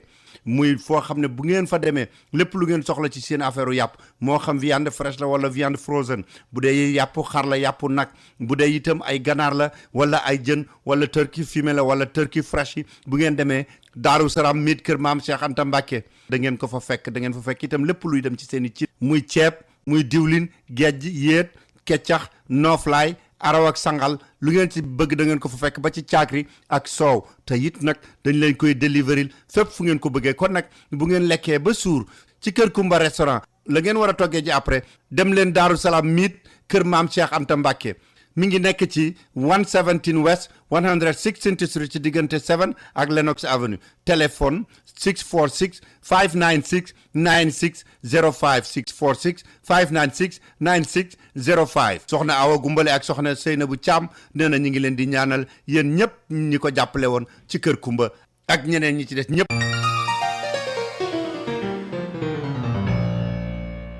waaw Pape bi ñu daataan tàggoo léegi yaa ngi doon wax ndax dañ koy denc Karim wala duñ ko denc waaye am na keneen koo xam ne noonu denc nañ ko ba pare muy Cheikh Béthio Thioune ñeenteelu yoon a ngi ne mu naan nañ ko bàyyi neggandiku ndax wérul waaye bi tribunal bu bees ba muy demit booba nee na ko da ngay toog de ci kaso bi. daam li wóor mooy Cheikh Béthio moom wala ñi nga xam ne bii ñoo koy layal saay boo xam ne bii am nañu yaakaar ci ne bu ñu ñaanee bàyyi nëgandiku danañu ko bàyyi yaakaar boobee dafay tas ndax xam nga ñoom li ëpp ci li nga xam ne bii fa la ñu sukkandiku seeni lay mooy Cheikh Béthio dafa feebar te wér-gu-yaramam dëppoowul wala méngowul ak mu toog ci biir kaso ñu ngi génne sax ay rapport yoo xam ne yi nee nañu docteur bi koy faj te nekk ca Bordeaux ca réewu France moom bind na lu ni mel te itamit ñu seen xam-xam màcc jëm ci mbir moomu wax nañu loolu bi yoon nag wala boog yoon yu njëkk yi dañu daan bind di jébbal procureur wala di bind di jébbal juge bi nga xam ne bi moom moo yore dossier bi waaye bi yoon chambre d'accusation ci boppam nga xam ne nii mooy kilifa yi ñooñu ñëpp moom la ñu daal di jëloon ay këyit jébbal ko di ñaan bàyyi négandiku te it ñu ngi doon wax naan amoon nañu ci yaakaar bu wér waaye yaakaar ba dafa mujj yàkkeeku ndax ñi nga xam ne bii ñoom ñoo di waa chambre d'accusation bu cour d'appel dañoo lànk ne kii di Cheikh Béthio mënuñu ko bàyyi nëgandiku moom kay na continuer toog ci li nga xam ne bii moo di kaso bi ndax nag bul fàtte ne moom Cheikh Béthio dañuy wax naam loxoom setul ci li nga xam ne bii mooy ñaari nit ñoo xam ne nii dañu faat seen bakkan ca Medinatul Salaam nekk ci diwaanu Mbuur fa nga xam ne bii Cheikh bi jamono yooyu foofa la nekkoon te xam nga nag ñu ngi ko teg loxo ci weeru avril ba fi ñu toll nii kon temps yi yëpp ci biir kaso bi la nekk mënagu cee génn te gis nga loolu sax a indi woon fan yëla ñu génn taalibe mi doon fi indi fitna ba ñoom tamit ñu jàppoon ci juróom fukk ak juróom-ñaar yoo xam ne yi seen mbir a ngi ci tribunal atte nañ leen ba pare dañuy xaar rek ba xam lan la yoon teg seen wala lan la yoon gàll ci seenum ndodd. waaw dafa mel ne kat kaso bi moom am na ñeneen ñoo xam ne mi ngi leen di yoot rawatina gendarme bi ñuy wax MDL chef bi nekkoon ci ki ñu faatoon ci Kédougou ñu ngi ko doon atte ci cour d'appel bu Kaolack procureur bi ne nañ ko tëj ñetti at. waaye procureur bi moom lu leer nañ la wax parce que dafa ne MDL chef boobu nga xam ne bii moom mooy adjoint commandant de brigade de gendarmerie ba nekk ci Kédougou li ñu koy tuumaal moo ko def ndax xam nga Kékouta Sidibé di benn xale boo xam ne nii dañuy wax naan wala benn waxambaane sax boo xam ne ni dañuy wax naan dafa tëx lu moom la ñu wax ne dafa doon jaay lu demee ni ki ay yambaag yu ni mel gendarme yi nag ba nga xamee ne bii dañu ko doon jàppi ci la ñu wax ne daal dañu ko dóor yoo xam ne dóor yi doxandéem la ba mu doxee fa ñàkk bakkanam ba ñuy wax sax naan bi ñu koy dugal ci oto bi di ko yóbbu dañu ko tëral ci biir oto bi daal di jël ay welo teg ko ci kawam noonu la ñu ko yóbboo ci centre de santé bu Kédougou ndax booba fekk na mu ñàkk bakkanam ba pare gendarme yi nag ñoom bi ñuy lay dañu wax ne moom bi ñu koy jàpp da doon jéem a feqatu ak di rëccëg di mbëkk ay miir ak di daanu ci suuf jël yooyu mu doon daanu mooy jël yi nga xam ne bi ci la jëlee ay gaañu yi nga xamee bi ñoo ko faat waaye dañuy wax nag naan autopsie bi maanaam ba ñu ko faatoo ba mu faatoo ba pare docteur bi mu ko seetee dafa ne kat kii li ko faat mooy duma yoo xam ne yi dañu ko duma te la ñu ko doon duma ab objet contondant la maanaam daal ni ñu koy waxee ci xeetu yu kàllaamay docteur yi loolu moo ko faat ba tax nag avocat yi nga xam ne bi ñoom ñoo ko doon layal ay mbokkam bokk ci maître Assane Dioma Ndiaye mi nga xam ne bii ku ñu doon yëngatu ci wàllu ak yelleefu doomu aadama la nee na fii bu ñu bëggee wax naan ay daanu wala ay jël moo ko yóbbee góom yooyu dañuy wax lu leen neex dafa fekk ne kay gendarme yi ñoo ko dóor ba mu doxee fa ñàkk ba kanam loolu nag moom la MDL chef bi weddi ne moom dóoruñu ko yeneen auxiliaires yi nga xam ne bii ñu ngi doon lay ñoom tamit comme ay témoins dañu wax ne daal dóoruñu ko waaye ay jël moo ko mën a indi mais lu mën a am mooy procureur moom gëmul lay yooyu nga xam ne ni moom la gendarme yi doon lay ba wax nag ne ki di MDL chef bi adjoint commandant de brigade bi nañu gàll ci ndoddam ñetti ati kaso yoo xam ne daf koy tëdd sàkku na li muy sàkku ñaan na li mu bëgg xanaa xaar rek ba xam lan la tribunal bi di indi yi tamit jëm ci acte boobu ginnaaw bu délibéré bi dikkee. waaw kon Pape ñu wax tuuti ci politique rek rapidement ki nga xam ne mooy Pape Diop te mu demoon fi ba nekkoon ci ñi gën a sori kaw ci ñi jiite PDS jiite woon assemblée nationale jiite woon Sénat bi mujj béjoog waa kër président Abdoulaye Wade taxawal na léegi parti politique gu boppam. taxawal na partem ñu di ko wax convergence démocratique bokk gis-gis parti boobu nag bi nga xam ne bii daf koy taxawal dafay firndeel rek li ñu doon wax naan digganteem ak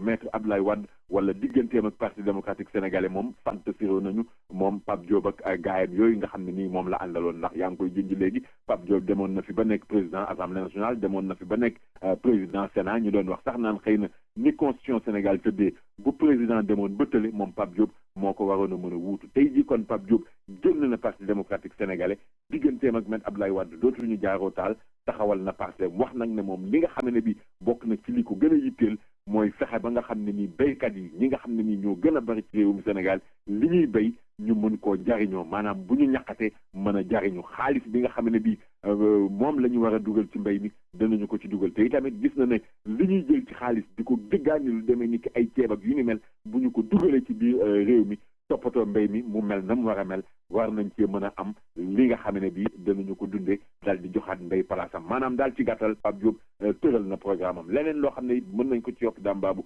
mooy maître Alioune Badara Cissé mi nga xam ne bii moom mooy doxal parti bi nga xam ne bii moo di APR di parti président Macky Sall nekkoon tamit jëwriñ bi ñu dénkoon mbirum bitim réew te ci remaniement ministériel ba la ñu passé ñu daal di koy daaneel wàccee ko palaasam moom wàccee waale woon tamit ki nga xam ne bii moo di Mbaye Ndiaye moom maître Alioune Badara Cissé tee woon na bi Pape Diop di taxawal partem te tamit ba mu fa jëlee kaddu nee na Pape Diop daal li ma lay ñaan wala di la ko ñaanal mooy sa xariti démb ak sa xariti bër ci démb nga mën a continuer ànd ak moom saay bu ne ci li nga xam ne bii mooy sa parti bi dara bañ leen a mën a jaxase dara bañ a mën a tax ngeen fantasiro ba daal di wax nag yokk ci ne moom en tout cas li wóor mooy moom may na boppam ñi nga xam ne bii mooy waa réewu Sénégal wala ñi nga xam ne nii ñooy askanu Sénégal mu mel ni nag ñu bari dañ jàpp ne wax jooju moom Macky Sall moo ko moom wala xëy na dafay gaarawaale Macky Sall mais daal nañu xaar ba xam rek fileeki fan bi ba xam diggante maître Alioune Badara Cissé ak Macky Sall nan lay demee mais dellu siwaat ci xabaar bi nga xam ne bii moom la ñu doon wax noonu mooy Pape Diop moom taxawal na parti fi mu ne nii moom it samp na ndëndëm ci làng bi. waaw Pape kon nañu aajar tuuti door a dellu siwaat.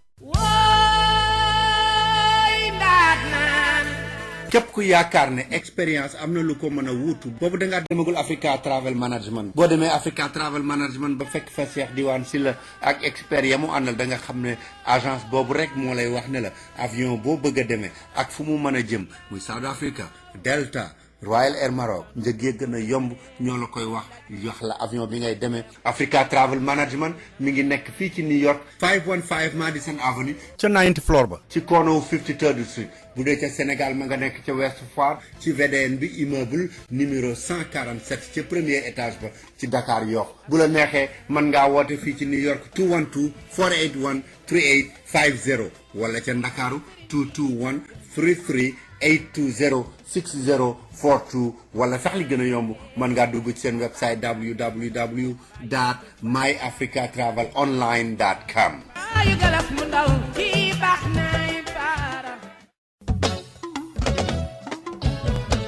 American Language Center mi nga xam ne moo leen di jàngal anglais moo leen di xamal ne ku nekk ci réew boo bëggee sa dëkk neex fa da nga war a wax làkk wa ñu fay wax moo tax mu ne leen bu ngeen bëggee jàng anglais ñëw leen seet si ko mi ngi ci locom yu bees yi 229 West 36th Street ci third floor bi ci diggante 7th ak 8th Avenue jege lool Penn Station fanweeri at ak juróom a ngi nii ñuy jàng anglais te jàngalekat yi gën a aay ci dëkk bi ñoom la ñu fa dajale bu fekkee ne da ngay door a tàmbali wala nga bëgg a bënnal sam njàng itam foofa nga war a dem te la ngay fay tuuti na lool moo gën a yombale ci dëkk bi yéen ñi dëkk Queens itam dem leen ci Jackson Heights ci 75-01 Broadway bu ngeen demee fekk fa American Language Center bu ngeen ci bëggee xam lu gën a leer woote leen ci 1-800 English 1-800 364 5474 1-800 364 5474 bu ngeen wootee laajte André. Pape Ndaw yaa ngi doon wax conseil des ministres ñi ñu fay fal ak ñi ñu fa falul ay bis yëpp ñu ngi doon wax amati nañu bees bi yoon ci conseil des ministres bi am na ci ñu xàmmee lool sax. waaw am na ci ñu xàmmee wala boo xàmmee réew yi nga xam ne bi ca la ñu nekkoon ndax ki ci njëkk rek moo di Amadou Habibou Ndiaye moom xam nga mi ngi nekkoon ambassadeur u Sénégal ca Maroc moom dana ko faa jëlee daal di ko yóbbu nag ca Nigéria mu toogal sunu réew ci wetu ki nga xam ne bi moo di Goodluck Jonathan bi njiitu réewu Nigéria. waaye Babacar Diagne mi nga xam ne bii moom journaliste la nekkoon njiitu RTS moom tey jii nommé nañu ko ambassadeur au commissaire bu Sénégal ci wetu ki nga xam ne bii moo di Alaaji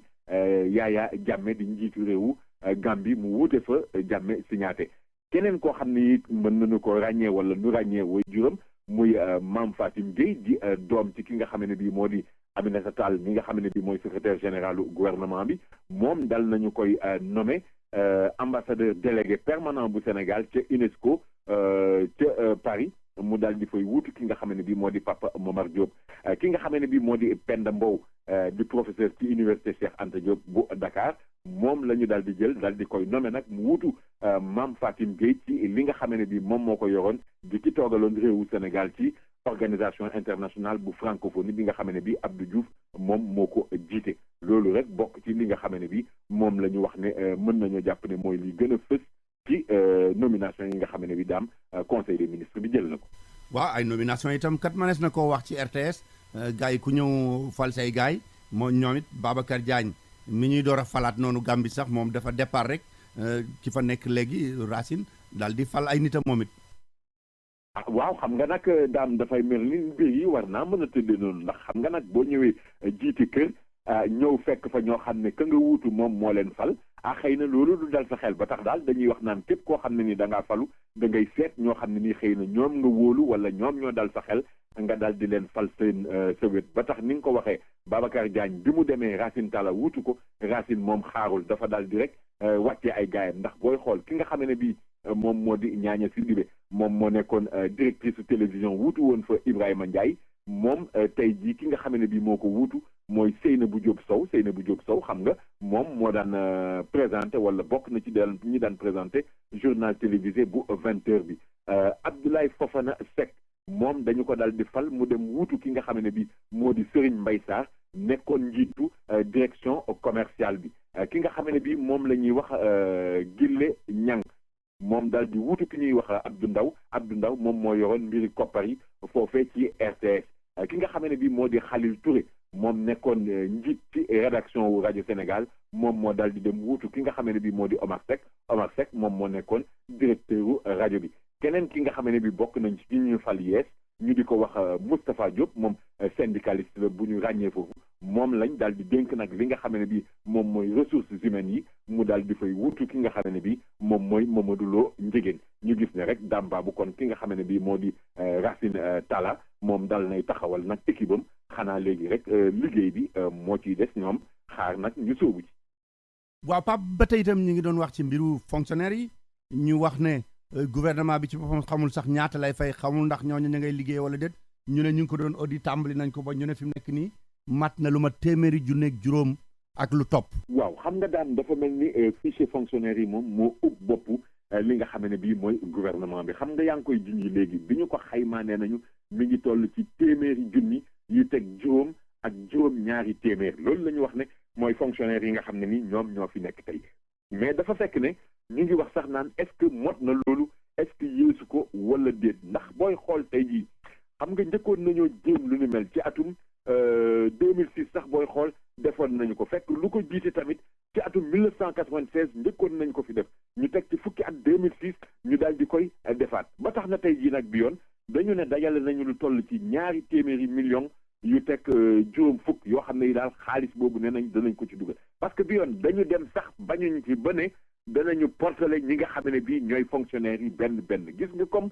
passeport biométrique yi nga xam ne bii moom la ñu génnee nga xam ne nii service de renseignement yi wala sax réew yi demee ni ci seen réew moomu ngeen nekk xam nga tey jii bala ngay jaare jàll aéroport bi wala police des frontières da ngay wax lu set parce que da nga am fi ñuy duut baaraam bi pour cette empreinte digitale bi ndax yow la wala du yow lu ni mel sax bëgg nañu koo indi ci mbirum auditu fichier boobu parce que daal dañu wax ne mbir yi tey fii dafa jéggi dayo parce que léeg-léeg dañu naan ñu ngi fay ay nit ñoo xam ne liggéeyuñu ñu ngi fay ay nit ñoo xam ne dee nañu léeg-léeg ñu ne am koppar yi li ñuy génnee ëpp na li nga xam ne bi moom la ñu wax ne moom la ñu war a fay ba tax nag fi mu ne gars yi dañu ne moom luy jot na fi mu ne nii daal nañu ko wàññi benn ñaar ñett wala wuti bâtonnet mbaa ay capsule ki or ni nga xam ne bi noonu la élèves yi soog a dal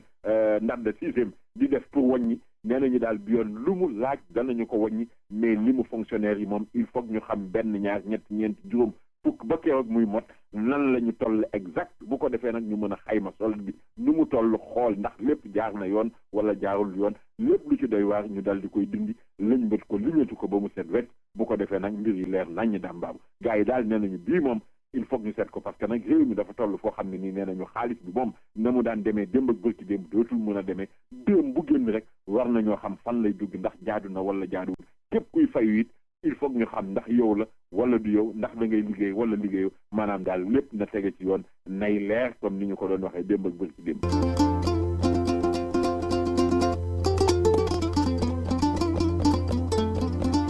asalaamaaleykum suñu mbokk déglukat yi man seen mbokk seen xarit Oumar Diaw Seck maa dellu siwaat ci rajo bi di leen yëgal nag xew-xew bu mag bu nga xamante ni moo war a am fii ci New York xew-xew bi kañ la ñu ni samedi le 29 décembre l'an 2012 lan mooy xew ñu ni Fatou Guewel Diouf mooy ñëw ànd ak Doudou Ndiaye Meng waykat bi xew ci jamono tubaarkàlla macha allah ñu ñëw nag war a ànd ak ensemble instrumental traditionnel de l'Afrique de l'Ouest ensemble bi ay waykat yu jóge Guinée ñu ngi ci ay waykat yu jóge Gambie ñu ngi ci ay waykat yu jóge Côte d'Ivoire ñu ngi ci ay waykat yu jóge Mali ñu ngi ci ñu nekk fukki jigéen ak ñaar ñu ne fan la ñu koy defee ñu ne ñoo ngi koy defee 2537 Broadway ak 95 Street ñu tudde bërëb ba Symphony Space guddi gi nag nee nañu dana rëy incha allah ndax ki nga xam ne moo ko war a présider si moo di madame Marème Faye Sall di première dame war a ñëw ak ministre délégué chargé des Sénégalais de l'extérieur di madame Seynabou Gaye Touré guddi gi nag incha allah dinañu ñëw ci fan yi wax leen ñi nga xam ne ñoom la ñu ko tudde ak ñi ko sponsorisé kon ku ko dégg na ko jottali moromam guddi gi kañ la ñu ni samedi le 29 décembre l'an 2012 nee nañu nag ñoo ngi ñaan sunu mbokk yi ne ñëpp teel a génn parce que salle bi ñu ngi ubbi bunt yi 7 heures spectacle bi mi ngi démarré 8 heures war a jeex minuit foofu nee nañ théâtre la kon bokkul ak spectacle yi nga xam ne ay xaaju guddi la te xam nga ni ñoo ngi ci winte bi jamono bi dafay teel a guddi kon ñoo ngi ñaan nit ñi na ñëpp teel a pare teel a ñëw ci guddi gi 7 heures na fa fekk ñëpp incha allah ñu ubbi buntu yi 8 heures spectacle bi commencé képp ku ci bëgg contact mën nga woo Oumar Diaw Seck ci 702 272 7900 wala nga woo Doro Ndongo ci 347 328 7522 wala nga woo Malay Ndiaye ci 347 701 4328 kon nag guddi gaa ngi noonu di samedi le 29 décembre incha allah à 8 heures ca Symphony Space bu soobee yàlla.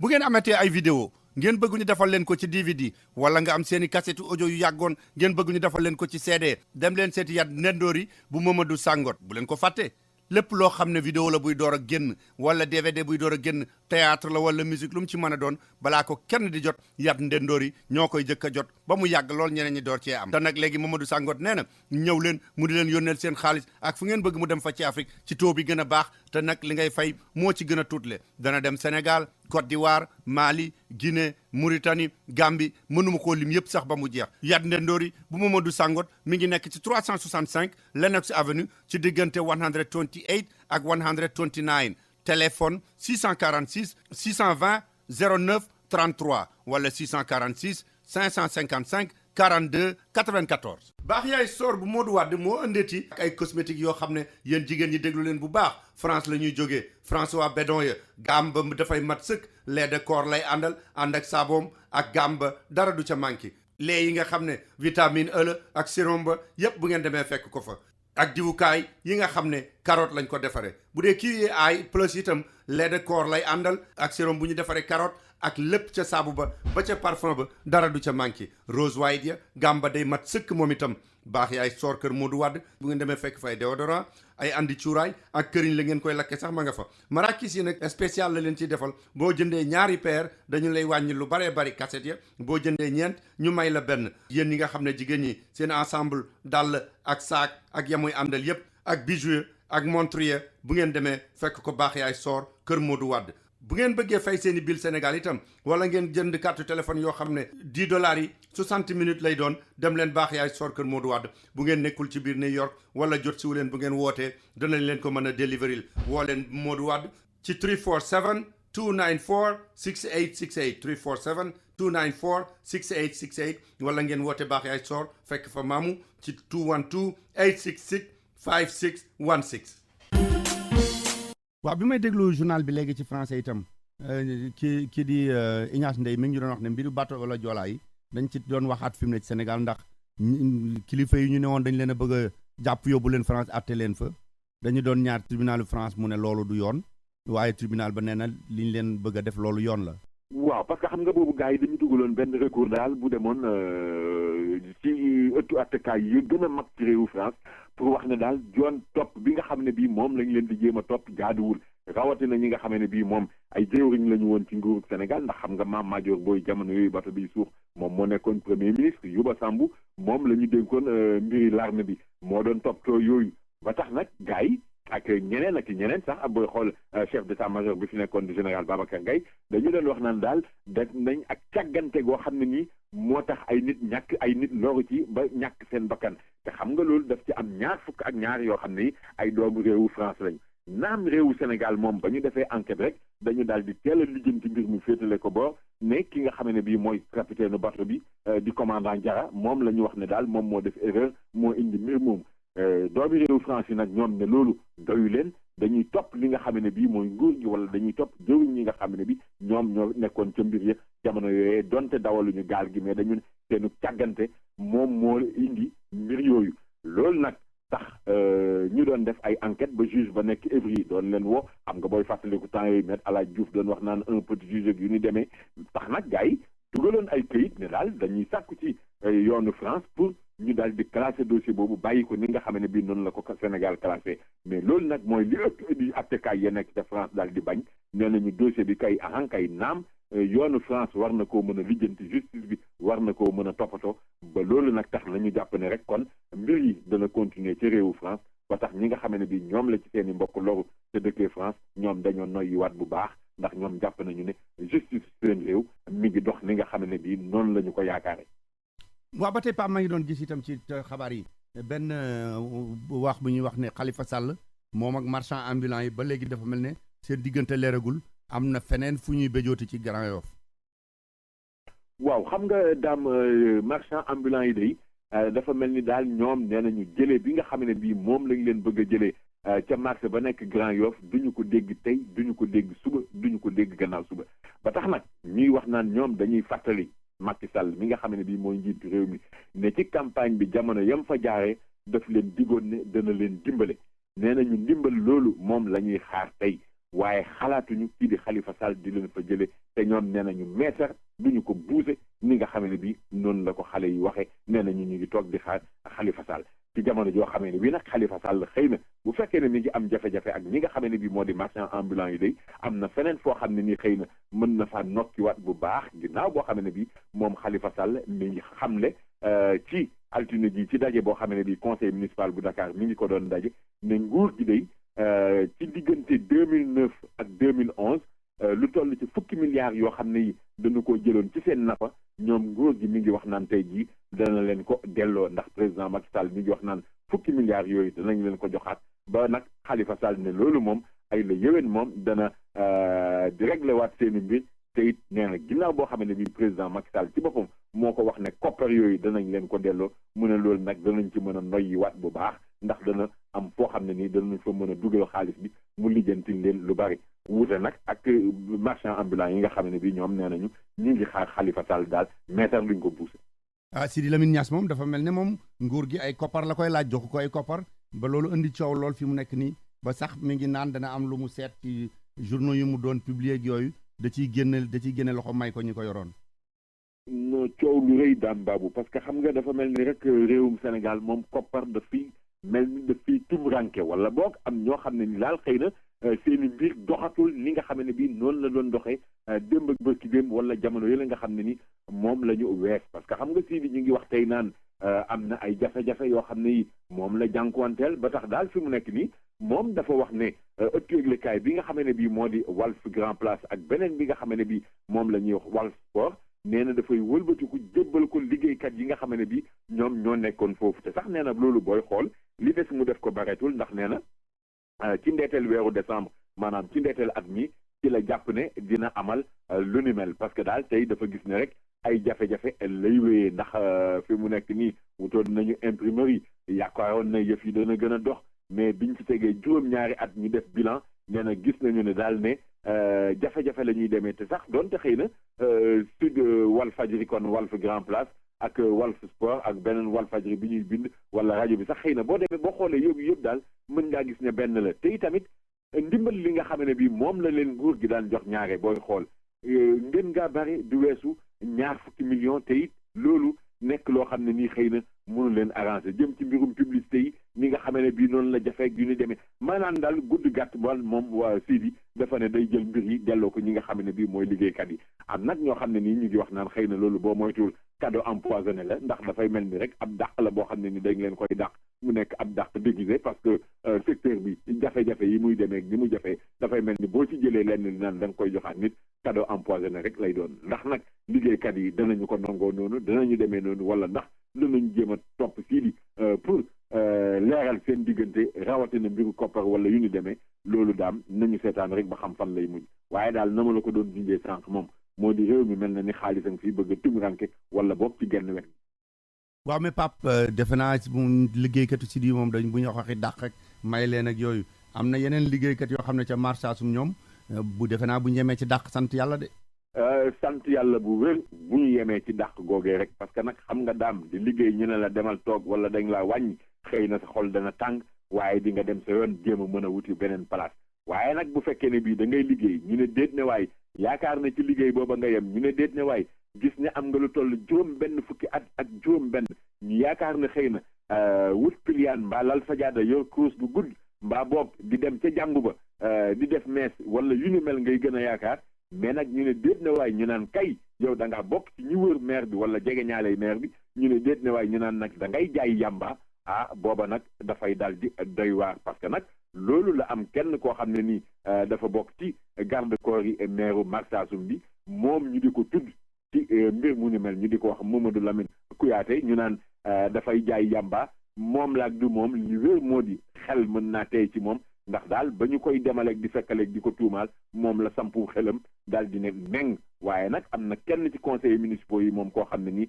teg nañu ko loxo rawatina nag bi nga xam ne bii nee nañu trafic boobu ñu ngi ko doon def ci diggante Sédhiou Bignona ak Goudomp te itamit jàpp nañu ne rek mbir mi bu ñu ko continuer wala gën a leeral enquête bi am na yeneen politiciens yoo xam ne yi boo moytuwul ñoom it danañ leen yenu ba ca kaw dóor ci suuf ndax mbir moomu dañ cee dugal seen loxo xam nga nag daam dëgg-dëgg politique ak jaay yamba moom defe naa ne du benn te it àndu. Pape Ndaw maa ngi lay gërëm di la sant. jërëjëf Dame Ba. yéen ñëpp ñi dëkk Bronx ak li ko wër yëpp déglu leen ma wax leen lu neex Jamtan African American Caribbean Market moo leen di xamal ne lépp lu ngeen soxlaati lu jëm ci seen cin bu leen ko teggi dem leen seeti ko. Jamtan mi ngi leen di xamal ne am na géej yéet poisson yu frais couscous vermicelle diwtiir caakri tuufa yoxos yàpp xar ak yàpp nag yëpp ak yàpp ganaar yi sax boo bëggee dañ la koy reyal ci sa kanam daal la koy suqil jox la nga dem am na façon jumbo yu ngeen bëgg ba ci ajaay yi ak jonge ya nga xam ne ñoo am ca Sénégal ak yeneen yu bëree bëri am na aceke am na mburum français moo xam ne da ngay toog ñu lakkal la ko génn ko mu tàng jër ñu jox la am na nooflaay am na gerte xaaraan am na cere ak araw ak yeneen yu dul jeex fruits yaak légumes yi nag moom yu frais lay doon yu bees tàq lañ leen indil te nag loo fa yóbbu ci carte Wig wala yu Food Stamp daañu ko jël boo bëggee chargé lu sa téléphone danañ la ko defal ca Sénégal muy Tigo wala muy Orange boo bëggee ñu fayal la say bill ya nekk ca Sénégal te itam dañuy yónnee xaalis ci Choice Money Transfer ak BHS New York. Jamtan African American Caribbean Market mi ngi nekk ci 1479 Westchester Avenue ci angle Evergreen ci Bronx téléphone 718 450 8200 718 450 8200 bu ngeen wootee laajte leen Tidiane wala Alpha.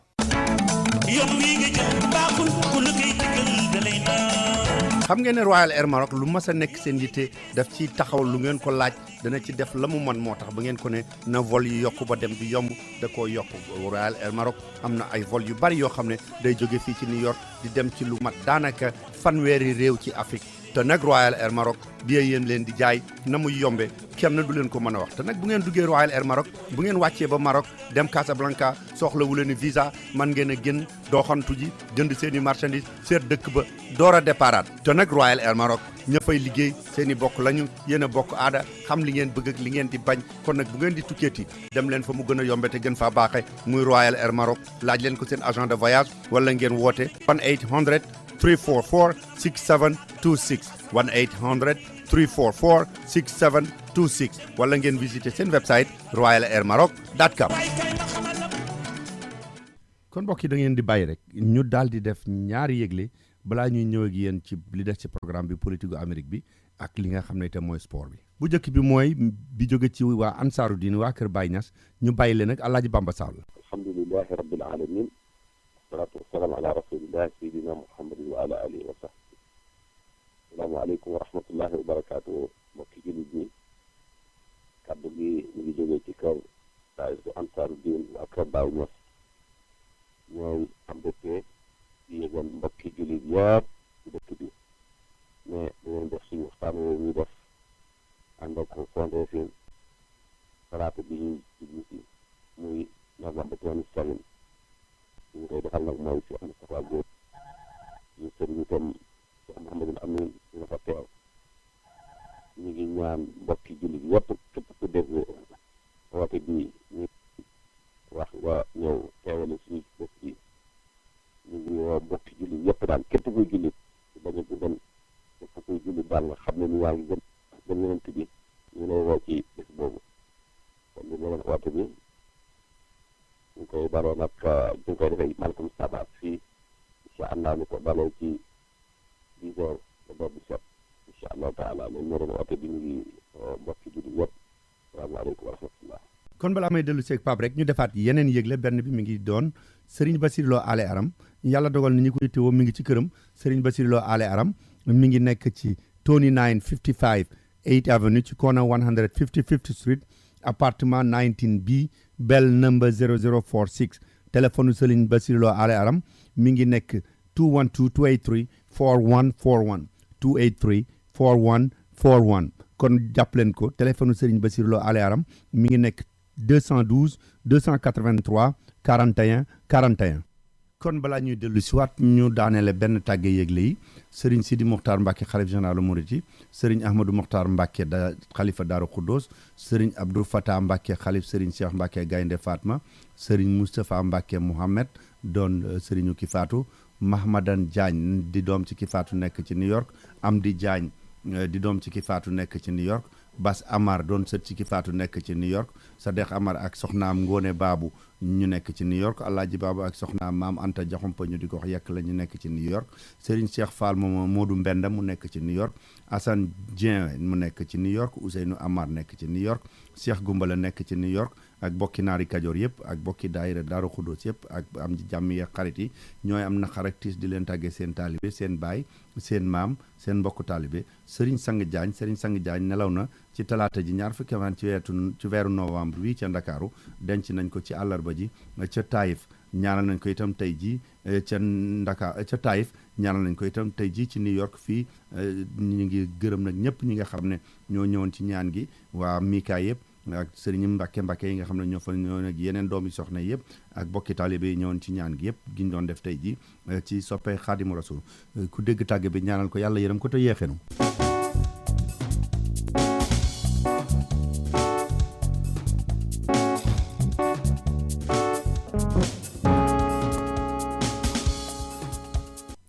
kon mbokki li ñu bëggoon a def rek mooy tënkal leen li ñu doon wax léegi ci tubaab mooy li nga xam ne ci la américain yi président Obama ak ñi nga xam ne ñoom ñooy républicain yi ak ñi nekk ci congrès bi fi mu ne ci la ñu jublu te ñu di ko tudde ci anglais nu ñuy régler de fiscal cliff maanaam fiscal cliff mooy dañoo yéeg ci tund wu sore kaw woo xam ne ñu ngi ci jublu ci mbartal mi ñu ne li jëm ci mbiru seen impôt seen mbiru xaalis buñ ci déggoowul danañu ànd ci mbartal mi mel ne bëri go ndox bu ñu sànni ci mbartal ca xurwa rek la jëm loolu la ñu wax ne fi mu ne lii koom-koomu réew mi bu fekkee ne ñoom taxawuñu ba déggoo ci seen biir loolu moo nar a am loolu nag li ko waral mooy bi nga xamee ne Bill Clinton daf fi jóge woon bi mu jeexalee 2000 li nga xam ne moom la gouvernement Amérique doon fayeeku ci ay impôt ci lépp loo xam ne dañ ko koy fay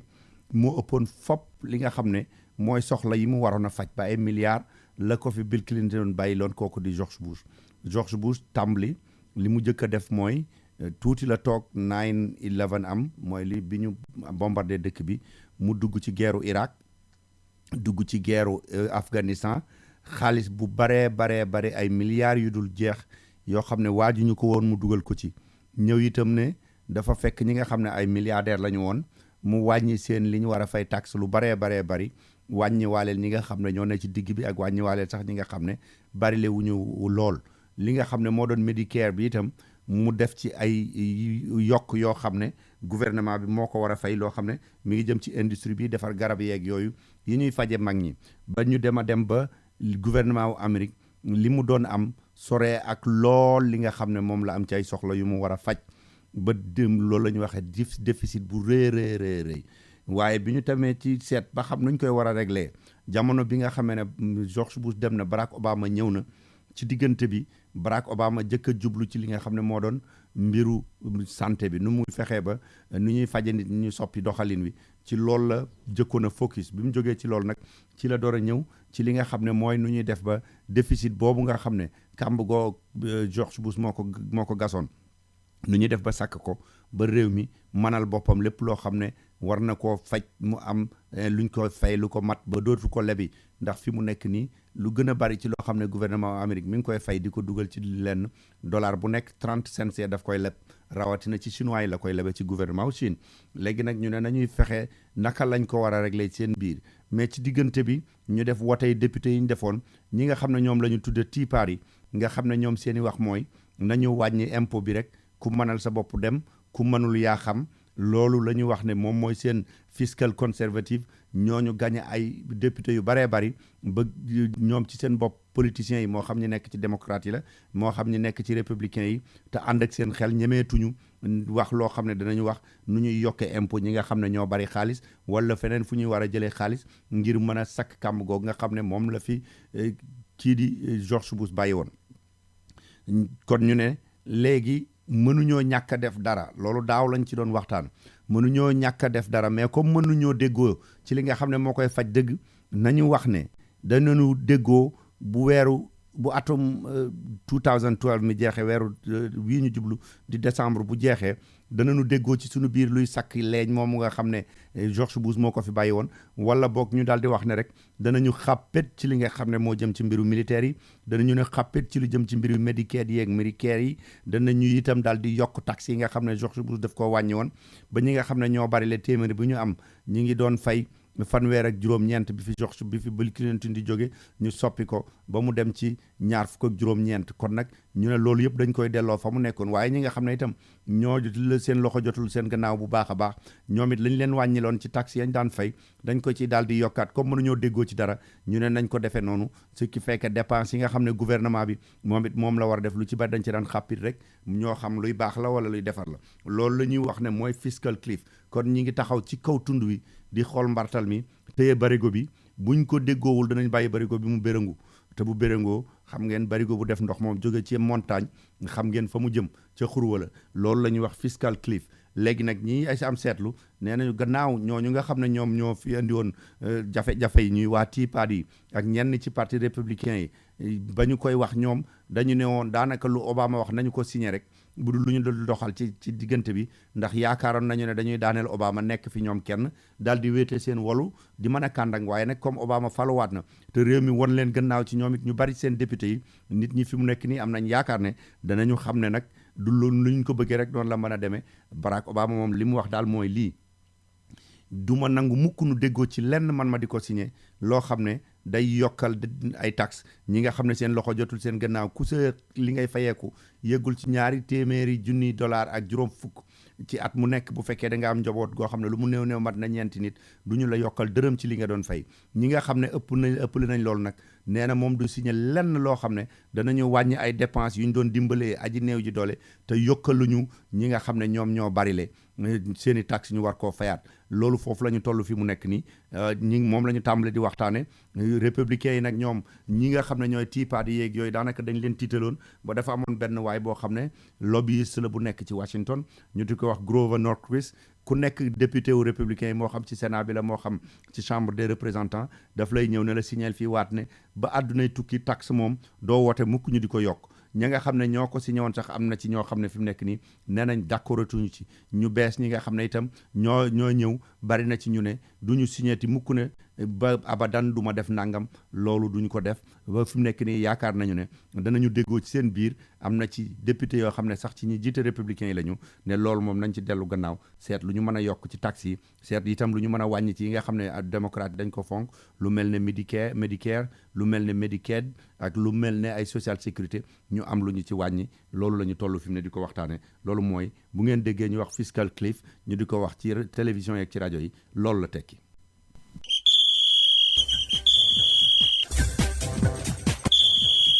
kon mbokk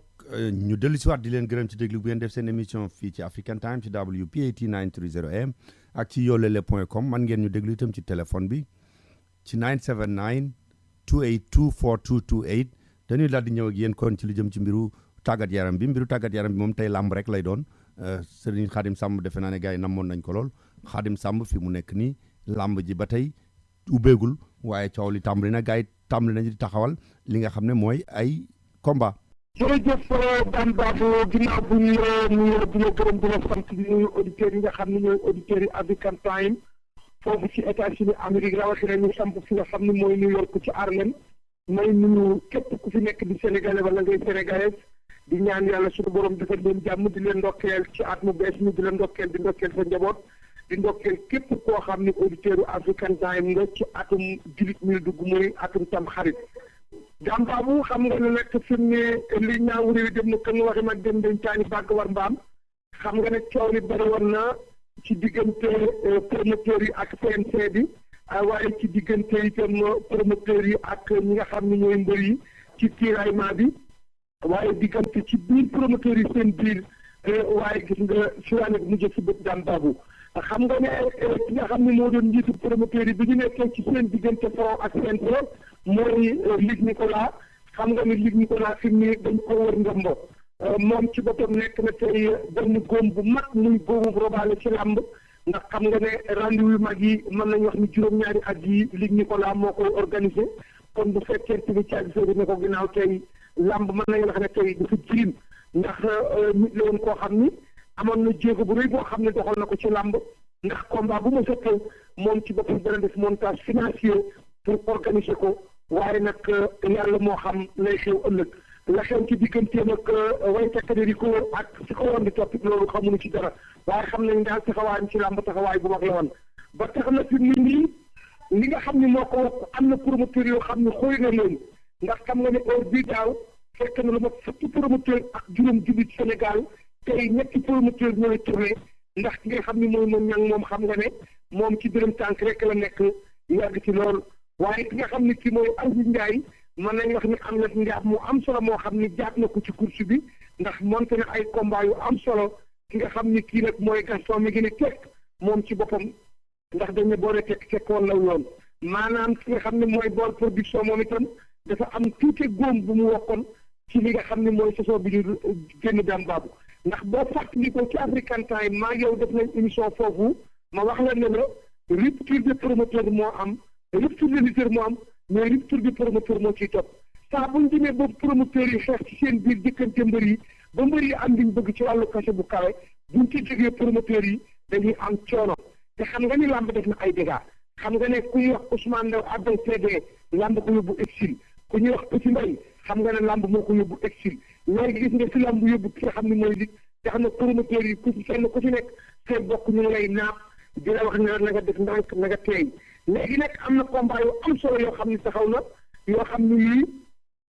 ki nga xam ne mooy Aziz Ndiaye taxawal na combat bi nga xam ne dañ noon du am muy diggante Balla Gaye numéro 2 ak ki nga xam ni mooy Tapha Tine muy combat de seekal muy combat koo xam ne dafa mën a bëre ak combat koo xam ne kii dafa mën a dóor ndax xam nga ne Tapha Tine saa bu jàppee lay dóor ndax digganteem ak Bombardier mu nekk combat boo xam ne bii combat bu garaaw la waaye am beneen combat boo xam ne diggante Sa Thiès ak Malick Niang ndax Malick Niang ay kaawoo rek la bëri te mos a dégg mu mën nekk combat boo xam ne bii combat bu am solo ci làmb la moom Aziz Ndiaye taxawal na ko waaye xam nga ne diggante Papa Sow itam ak nga xam ni kii mooy Baye Mandione combat bu am solo la ci làmb ndax Papa Sow dafay mbër moo xam ni nii dafa garaaw Baye Mandione it dugg faas daan gaañeet daan ci lu bare bari Papa Sow jël Baye Mandione nag di mbër moo xam dafa ayale nekk mbërum caaro yi nga xam ne bi Khadim Ndiaye nekkee ci baisse de forme Baye Mandione moo taxaw bëgg a assurer intérim bi xam nga ne ku mel ni Issa Pouye moom itam doxut bu baax Khadim Ndiaye numéro 2 doxut bu baax kon fi mu ne Baye Mandione moo fay teg ndawal mu nekk diggante Fass ak caaro yi mais xam nga da ngay wax ne diggante Papa Kane ak Mbaye Guèye dem daa mel yow fekkee nga ko ba tàyyi ci daam baabu loolu la ñuy fàttali ko waat waaye xam nga ne am na benn télévision bu ñuy wax 2STV xam nga daaw dafa song combat yu mag yi waaye moom itam rucciku na léegi mi ngi ci dërëm tànk daanaka ndax taxawal na combat bu ñuy combat ki nga xam ne mooy guy gi ak nees mu nekk combat boo xam ne bii combat bu am solo ci làmb la waaye xam nga ne combat boobu aussi moom itam ñu ngi ko doon xaar ki nga xam nag mooy Serigne Modou Niang moom mooy ubbi làmb ji ci ñetti fan ci weeru janvier wala ñaari fan ci weeru janvier ci diggante combat yi nga xam ne ay combat yu ndaw la ki nga xam ni kii nag mooy ndex nañ ñoom ñooy tëgg dibéer ji ñu seenu ndax xam nga ni Mañi Njaay ni ministre bi nga xam ni mooy jaraaf yu dénk wàllu tàggat yaram moom mooy président Ndef Leng di ku ñu ràññee ci làmb xereñ ci lool moom ci boppam moom la ñu dénk sport fi mu ne nii nag ki nga xam ne kii mooy Gaston Mbengue moom ci boppam toxu na mën nañu wax ne toxu na dem ci télévision bi nga xam ne moom la ñuy wax Sen TV bi mu maanaam buñ doon wax ne Gaston dem na foofa yóbbaale na Malick Thiandoum doon taskatu xabaar boo xam ni ku ñu ràññewoon ci làmb ba def juróom-ñaari at RTS dem na foofa Aziz Ndiaye itam xam nga ne 2STV la nekkoon jëleen 2STV ñëw fi nga xam ni mooy ci télé Youssou Ndour muy TFM fala dem donc fi mu nii promoteurs yi transféré nañu kenn ku ci nekk am nga ci télévision boo dem waaye télévision boo dem itam ñu ngi xalaat lu la fa yóbbu ak ndax la nga xam ni moom nga waxanteeg ñoom dana sotti yàlla rekk xam waaye lamb moo demee noonu Serigne Modou Niang itam gis nañu ko mu def contrat ak télévision bi nga xam ni mooy TFM donc fi mu nii combat yooyu moom lañ fi sene ki nga xam nag mooy Eumeu Sène ak ki nga xam ni ñooy Modou Lo ñoo nekk ci guto ndax xam nga ni Eumeu Sène digganteem ak Luc Nicolaï ñu ngi doon dem tribunal ak dem police waaye daal xam naa ni jigul nit ama seen nag gars yi nee nañu seet nañu ne képp koo xam ni kii am nga ak moom coow caabi saisonnière ginnaaw loolu moom dama koy def scoop defal ko auditeurs yi African Time xam nga ne Atta mi nga xam ni moom la di ko soowal ñu ne Atta lekk ñaar fukki millions la wala Atta moo lekk fanweeri millions la Atta mi ngi ci kaso bi Luc Nicolaï mi ngi doon demal tribunal mi ngi ci kaso bi waaye ba tey amut ko tëgg ndax avance Gaston Mbengue la yor waaye ak Gaston amatu ko adversaire ki nga xam ni mooy Modou Lo di xeeñ Lo xam nga moom dafa jàppoon Luc Nicolaï mooy groupe am promoteur yoo xam dafa xam ne duñ ko tëgg waaye yaakaar naa ne loolu bu démb doon tey du ko def waaye fan yi nag am na sortie bu mu def wax ni moom nekku fi pour benn promoteur waaye comme am nañ olof Njaay def ni koon mburu tudd dëkk loolu daal dambaabu fi mu mooy li nga xam ne moo fi xew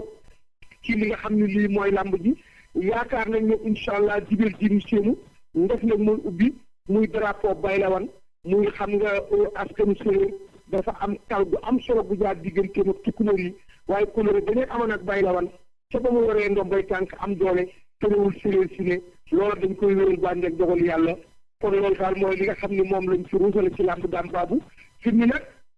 làmb ji ne nag tekk maanaam ni mu yëngoo woon daam baabu yëngoowu ko ren bu ñi nga xam ne itam daam baabu ñooy promoteurs yi bi nga xamante ni seen mouvement boobu ñu defoon xam nga am na ci ay sorte yi ma ci defoon ne ndax ànd bi dëgg la ndax xam nga ne barki dem maa ngeen di wax ne leen yéen comme li nga doon seen président moo leen doon waxal ndax yéen am ngeen pas-pas pour am ay xalaat yoo xam di ngeen ko def waaye fi mu ne kenn ku ci nekk dañ ne ku ñuy jiin ba ci guddi doo soo coowee ni gune foofu daal laa yem ak auditeurs yi African Time kon tey leen seen baaraam foofu ndax olof dafa ne bu ngeen jeexut waa sul di jeex te bu cere jeexut ñeex jeexut yekk na du wees daam baamu yoon wi nga jël baaxul ku la koy digal da lay naan xam ngeen ne Royal Air Maroc lu mas a nekk seen yitte daf ci taxaw lu ngeen ko laaj dana ci def la mu man moo tax ba ngeen ko ne na vol yi yokk ba dem bi yomb da koo yokk Royal Air Maroc am na ay vol yu bari yoo xam ne day jóge fii ci New York di dem ci lu mat daanaka fanweeri réew ci Afrique te nag Royal Air Maroc bi yéen leen di jaay na muy yombe kenn du leen ko mën a wax te nag bu ngeen duggee Royal Air Maroc bu ngeen wàccee ba Maroc dem Casablanca soxlawu leen visa man ngeen a génn doxantu ji jënd seen i marchandise seet dëkk ba door a déparaat te nag Royal Air Maroc ña fay liggéey seen i bokk lañu yéen a bokk aada xam li ngeen bëgg ak li ngeen di bañ kon nag bu ngeen di tukkeeti dem leen fa mu gën a yombe te gën faa baaxe muy Royal Air Maroc laaj leen ko seen agent de voyage wala ngeen woote 1-800 344 6726 1-800 344 6726 wala ngeen visiter seen website royalairmaroc.com. kon nag loolu mooy li ñu doon daaneele di leen gërëm ci déglu bi ngeen doon def seen émission te di leen fàttali ne bu ngeen ko bëggee dégluwaat man ngeen a dem ci yoolele.com danañ ko fa dugal bu subaa rek fii ba ay bés gi lu ngi leen ci rëccoon da ngeen ko ci mën a dégluwaat te ñu ngi leen di ñaanal tam xarit gu neex a neex a neex te nag di wax gaa yi sant maar ñu moytu cere jeeg yu demee noonu kon ba altine ak jàmm.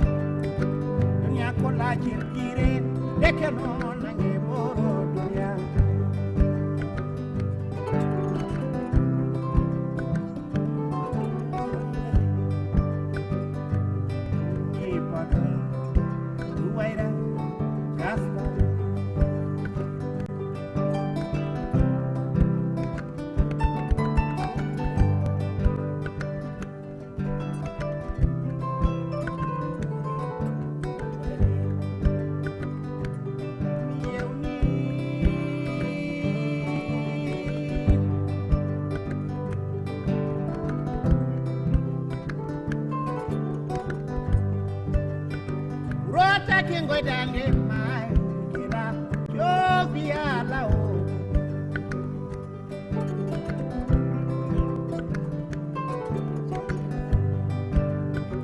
kala ɗo mbawmi wonde mi jam kote doyra